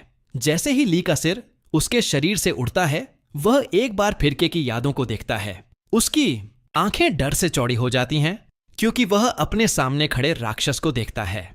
अगले ही पल उसका कटा हुआ सिर जमीन पर गिरता है और वह के को अपने दिमाग से बाहर निकलने के लिए चिल्लाता है। वह के पर चिल्लाता है, यह घोषणा करते हुए कि बच्चे के बारे में चेतावनी का वास्तव में यही अर्थ था। बूढ़ा आदमी के पर नजर डालता है, उसका ध्यान आकर्षित होता है। लाई जारी रखता है, उसकी आवाज ट्रेंड है कि कैलेमिटी का अंडा है। के और बूढ़ा आदमी दोनों को स्टार्टलिंग करता है। लाई चेतावनी देता है कि इस रेवोल्यूशन को शुरू करके के ने एक सामान्य जीवन की किसी भी संभावना को फॉरफिट कर दिया है। अब से संगठन उसका रिलेंटलेसली शिकार करेगा। इससे पहले कि वह और अधिक प्रकट कर सके, एक और गनशॉट बजती है और लाई एक बुलेट से साइलेंस्ड हो जाता है कि और बूढ़ा आदमी जल्दी से स्रोत की ओर मुड़ते हैं। एक नया फिगर अपनी जीप से बाहर निकलता है, कामली, यह समझाते हुए कि यदि कोई अपने दुश्मन को समय पर नहीं मारता है तो वे अपने दुश्मन बन जाएंगे। जैसे ही के को पता चलता है कि आदमी सैन्य से है, वह हाई अलर्ट पर चला जाता है। नया आने वाला बूढ़े आदमी को शिक्षक कहता है, उसे उसी सबक का श्रेय देता है जिसे उसने अभी बोला था। उसका नाम कैप्टन लायन है, लेकिन वह अधिक प्रसिद्ध रूप से स्नो वुल्फ के रूप में जाना जाता है। इससे पहले कि छात्र और शिक्षक अभिवादन का आदान प्रदान करें, एक और राक्षस लायन के पीछे आता है। बिना फ्लिंचिंग या हिलने के वह राक्षस को मार देता है। हमारा दोस्त जो बॉक्स के पीछे से देख रहा है, उसे देखकर आश्चर्यचकित है। उस पल बूढ़ा आदमी लायन से वहां जानबूझकर रहने के लिए कहता है, क्योंकि वह घर जाने और अपने पोते की देखभाल करने का इरादा रखता है। अपना फोन निकालते हुए लायन अपने शिक्षक से मुख्यालय लौटने के लिए प्लीडिंग करता है, क्योंकि वे आपातकाल की स्थिति में हैं। फिर वह उसे अपनी पोती की एक तस्वीर दिखाता है जो सुरक्षित और स्वस्थ है। वह उसे याद दिलाता है कि सैन्य को अपने कमांडर की जरूरत है। यह सुनते हुए कि तुरंत महसूस करता है कि यह बूढ़ा आदमी कोई और नहीं बल्कि सैन्य का शीर्ष कमांडर है। फिर लायन बूढ़े आदमी से पूछता है कि क्या वह अपनी पोती की सुरक्षा की पुष्टि करना चाहता है। बूढ़ा आदमी उसके साथ जाने के लिए सहमत होता है, इस बीच कि डरा हुआ है और उसे नहीं पता कि क्या करना है। जब वह हिलता है तो उनका ध्यान आकर्षित होता है। एक क्षण बीतने से पहले लायन पहले से ही उस पर है, बंदूक तानी हुई है। सौभाग्य से कि पहले ही अपने शिशु रूप में बदल गया है। लायन सस्पिशियसली पूछता है कि क्या वह राक्षस है जिसे उसने थोड़ी देर पहले देखा था। कि इस बीच मौत से डरा हुआ है, सोच रहा है कि क्या लायन उसे गोली मारने वाला है, लेकिन बूढ़ा आदमी कदम उठाता है, अपने छात्र को सूचित करता है कि उसने ही के को वहां रखा था। उसे अपनी बाहों में स्कूपिंग करते हुए वह के से फुसफुसाता है कि वह प्रिटेंडिंग करता रहे, इसके साथ कि एक बच्चे की तरह रोना शुरू कर देता है, जो वह सचमुच है। लायन टिप्पणी करता है कि वह बच्चे के साथ कितनी अच्छी तरह मिलता है। अचानक हमारा दोस्त लायन से एक स्ट्रेंज ओरा महसूस करता है और उसे करीब से देखता है। उस पल में वह सोचता है कि क्या उसने उसे संगठन में पहले देखा है। बाद में के को अन्य बच्चों के साथ नर्सरी में रखा जाता है। जब नर्स उसे पालने में रखती है तो लायन उसे वापस जाने के लिए कहता है और वह बिना किसी सवाल के पालन करती है, सोते हुए प्रिटेंडिंग करते हुए कि यह सब सुनता है और बूढ़े आदमी के ठिकाने के बारे में सोचता है। वह उस जगह के बारे में भी सोचता है जहां वह है। अचानक एक बच्चा रोना शुरू कर देता है। लायन का ध्यान आकर्षित करता है। पहले वह बच्चे की ऊर्जा पर स्मूथली टिप्पणी करता है और उसे शांत रहने के लिए कहता है, लेकिन फिर उसकी टोन बदल जाती है क्योंकि वह अपनी स्किल का उपयोग करके बच्चे को सुला देता है। इस बीच हमारा दोस्त यह सब देख रहा है। उसकी आंखें हॉरर में चौड़ी हैं। उसे याद है कि लियन संगठन में काफी महत्वपूर्ण व्यक्ति है जिसका कोड नेम टैंक है। इतना ही नहीं, उसके पास एक बहुत ही दुर्लभ और फॉर्मिडेबल एबिलिटी है जिसमें वह किसी के भी शरीर में खून को अपनी मर्जी से एक्सप्लॉइट और एक्सप्लोड कर सकता है। वह जानता है कि लायन ने बच्चे पर अपनी स्किल का उपयोग किया है जिससे ऑक्सीजन डिप्रीवेशन होता है, जिससे बच्चा स्वाभाविक रूप से सोने के बजाय बेहोश हो जाता है। वह कोई ऐसा व्यक्ति है जिसके बारे में कि जानता है कि उसे कॉशियस रहना चाहिए, खासकर उसे पहले मारने के उसके प्रयास के बाद। अब लायन हमारे बच्चे की ओर बढ़ रहा है, इस बीच कि अपनी खुद की एबिलिटीज के बारे में सोच रहा है जिसे उसने बहुत जल्दी जगा दिया है, यह देखते हुए कि संगठन अभी शुरू ही हुआ है। वह सोचता है कि क्या वह अंत समय से पहले अपनी शक्तियों को जगाने के लिए पहले से ही कुछ कंपैटिबल लोगों में से एक है। उस पल लायन के का निरीक्षण करने का फैसला करता है और उसे शांत रहने के लिए कहता है कि पूरे समय अपनी सांस रोके रहता है। जैसे ही लायन दूर चला जाता है कि राहत की सांस लेता है। जाने से पहले लायन टिप्पणी करता है कि यह कितना मजेदार है। जैसे ही वह निकलता है कि यह सुनिश्चित करने के लिए चारों ओर देखता है कि वह वास्तव में चला गया है। फिर वह तुरंत अपने पैरों पर कूदता है। वह लाई, एक कॉन आर्टिस्ट, किसी ऐसे व्यक्ति को याद करता है जो दिमाग में हेर फेर कर सकता है कि मैं गॉडल लेवल एब्जॉर्प्शन जैसी क्षमताएं हैं जो लाई से उसके विचारों को बचाने के लिए उसके दिमाग में एक बैरियर बनाती हैं। अब लायन के खिलाफ खुद को बचाने के लिए वह अपने रक्त प्रवाह को ट्यून करता है, उसे धीमा करता है और नकली खून को स्वचालित रूप से अवशोषित होने देता है। उसका निरीक्षण करने के बाद वह अन्य बच्चों को देखता है और सोचता है कि क्या वे भी कैलेमिटी एग्स हैं। ऐसा नहीं है कि वह इस शब्द से परिचित नहीं है, उसने इसे अपने पिछले जीवन में सुना है, लेकिन तब उसकी निचली स्थिति के कारण उसे उस तरह की जानकारी तक पहुंच नहीं थी। फिर भी उसे विश्वास है कि लायन को इसके बारे में कुछ पता होना चाहिए।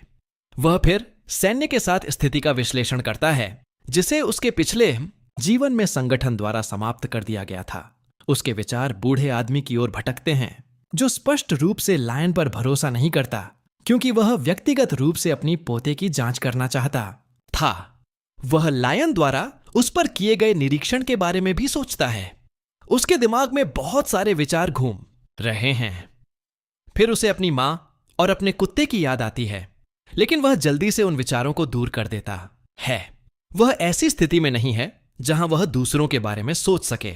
अभी उसे केवल अपनी भागने की योजना पर ध्यान केंद्रित करने की आवश्यकता है। वह अपनी क्षमता से दरवाजा खोलने की कोशिश करता है, लेकिन वह इसका उपयोग नहीं कर सकता। उसे पहले प्राप्त क्रिस्टल कोर याद आता है, जिसका उपयोग उसने डार्क शैडो नामक क्षमता को फ्यूज करने के लिए किया था, लेकिन फ्यूजन प्रक्रिया के दौरान वह अपनी कई एबिलिटीज का उपयोग नहीं कर सकता। वर्तमान में वह केवल डार्क शैडो और गॉड बैरियर का उपयोग कर सकता है। बाद वाला उसे मानसिक हमलों का विरोध करने में मदद करता है, लेकिन डार्क शैडो उसकी वर्तमान स्थिति में उपयोग करने के लिए बहुत शक्तिशाली और रिस्की है। तो वह अपनी शक्तियों का उपयोग करने और एक्सपोजर का जोखिम उठाने से पहले अपने आसपास के लोगों के इरादों को समझने के लिए इंतजार करने का फैसला करता है। अब तक सिर्फ एक बच्चे के होने का प्रिटेंडिंग उसके लिए अच्छा काम किया है। अचानक उसे एक और पालने से कुछ उभरता हुआ दिखाई देता है। वह एक और बच्चे को देखता है जिसकी टांगें पेड़ की शाखाओं में बदल रही हैं। तो यह बच्चा उसके जैसा ही एक और कंपैटिबल होना चाहिए। फिर वह कई अन्य बच्चों को अलग अलग प्रकार की एबिलिटीज के साथ देखता है। उसे अपने पिछले जीवन में याद है कि इन बच्चों को हमेशा बंद रखा जाता था। अब वह समझता है कि उन सभी को किसी ऐसी जगह पर रखा गया है जहां वह अब है। अचानक एक पेड़ की लता उसे उठा लेती है। जब वह मुक्त होने की कोशिश करता है तो वह नहीं कर पाता। वह एक पल के लिए सोचता है कि क्या उसे अब अपनी एबिलिटीज का उपयोग करना चाहिए या नहीं, लेकिन उसके विचार एक और लड़के द्वारा बाधित होते हैं जो उसे मुक्त होने में मदद करता है। यह एक छोटा लड़का निकला जो उसे सिर्फ सोने का प्रिटेंड करने की सलाह देता है। तो अब उसे बस व्यवहार करना चाहिए कि यह देखकर अबैक है कि लड़का सिर्फ 5 साल का है और उसने पहले ही अपनी एबिलिटीज में महारत हासिल कर ली है। अचानक वह अपने मुंह में कर्ज करता है क्योंकि उसे अपने पीछे एक आवाज सुनाई देती है। लड़का तुरंत भाग जाता है, नजरों से गायब हो जाता है कि नर्सों को निरीक्षण के लिए कमरे में प्रवेश करते हुए देखता है और वह जल्दी से फर्श पर सोने का प्रिटेंड करता है। मुख्य नर्स सभी को हर बच्चे को इकट्ठा करने का निर्देश देती है। उनमें से एक उसे वहां लेटे हुए देखता है और उसे भी उठा लेता है। जैसे ही यह सब सामने आता है कि सोचता है कि यहां वास्तव में क्या हो रहा है और वे उसके साथ क्या करने की योजना बना रहे हैं। थोड़ी देर बाद नर्सें सभी बच्चों को फर्श पर रखती हैं। वह अपनी आंखें थोड़ी खोलता है और अपने चारों ओर केवल अंधेरा देखता है। एक चिलिंग थॉट उसके दिमाग में आती है कि क्या उन्हें मौत से लड़ने के लिए बनाया जाएगा। यह आश्चर्यजनक नहीं होगा क्योंकि यह उसके पिछले जीवन में संगठन में एक ट्रेंड था। वह पास में संगठन के किसी व्यक्ति की उपस्थिति भी महसूस करता है। धीरे धीरे वह रेंगना शुरू कर देता है क्योंकि अन्य बच्चे भी उठने लगते हैं। जब वह ऊपर देखता है तो वह ऊपरी मंजिल पर लाई ऑन को देखता है। इससे पहले कि वह कुछ और प्रोसेस कर सके, वह एक राक्षस को एक बच्चे की ओर बढ़ते हुए देखता है। पहले वह अनुमान लगाता है कि ये बच्चे राक्षस के लिए शिकार होने वाले हैं क्योंकि उसे याद है कि उसके पिछले जीवन में कोई बच्चे नहीं थे। फिर उसे पता चलता है कि राक्षस जंजीरों से बंधा हुआ है, लेकिन इसका मतलब यह नहीं है कि वे अब सुरक्षित हैं। वह अनुमान लगाता है कि प्रतिबंध केवल अस्थायी हैं और राक्षस को बाद में अनलीस्ट किया जा सकता है। उसके आसपास हर कोई इसे देखकर भी डरता है। पहले वाला लड़का आगे बढ़ता है, रोते हुए बच्चे को राक्षस के पास से उठाता है और उसे बहुत दूर रख देता है।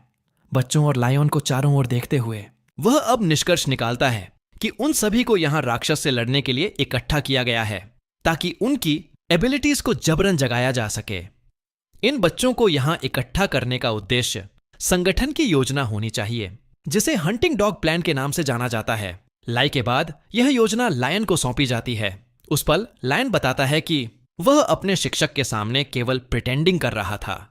फिर वह सभी से विनम्रता पूर्वक कहता है कि उसे निराश न करें और अपना परीक्षण शुरू करने के लिए बटन दबाता है।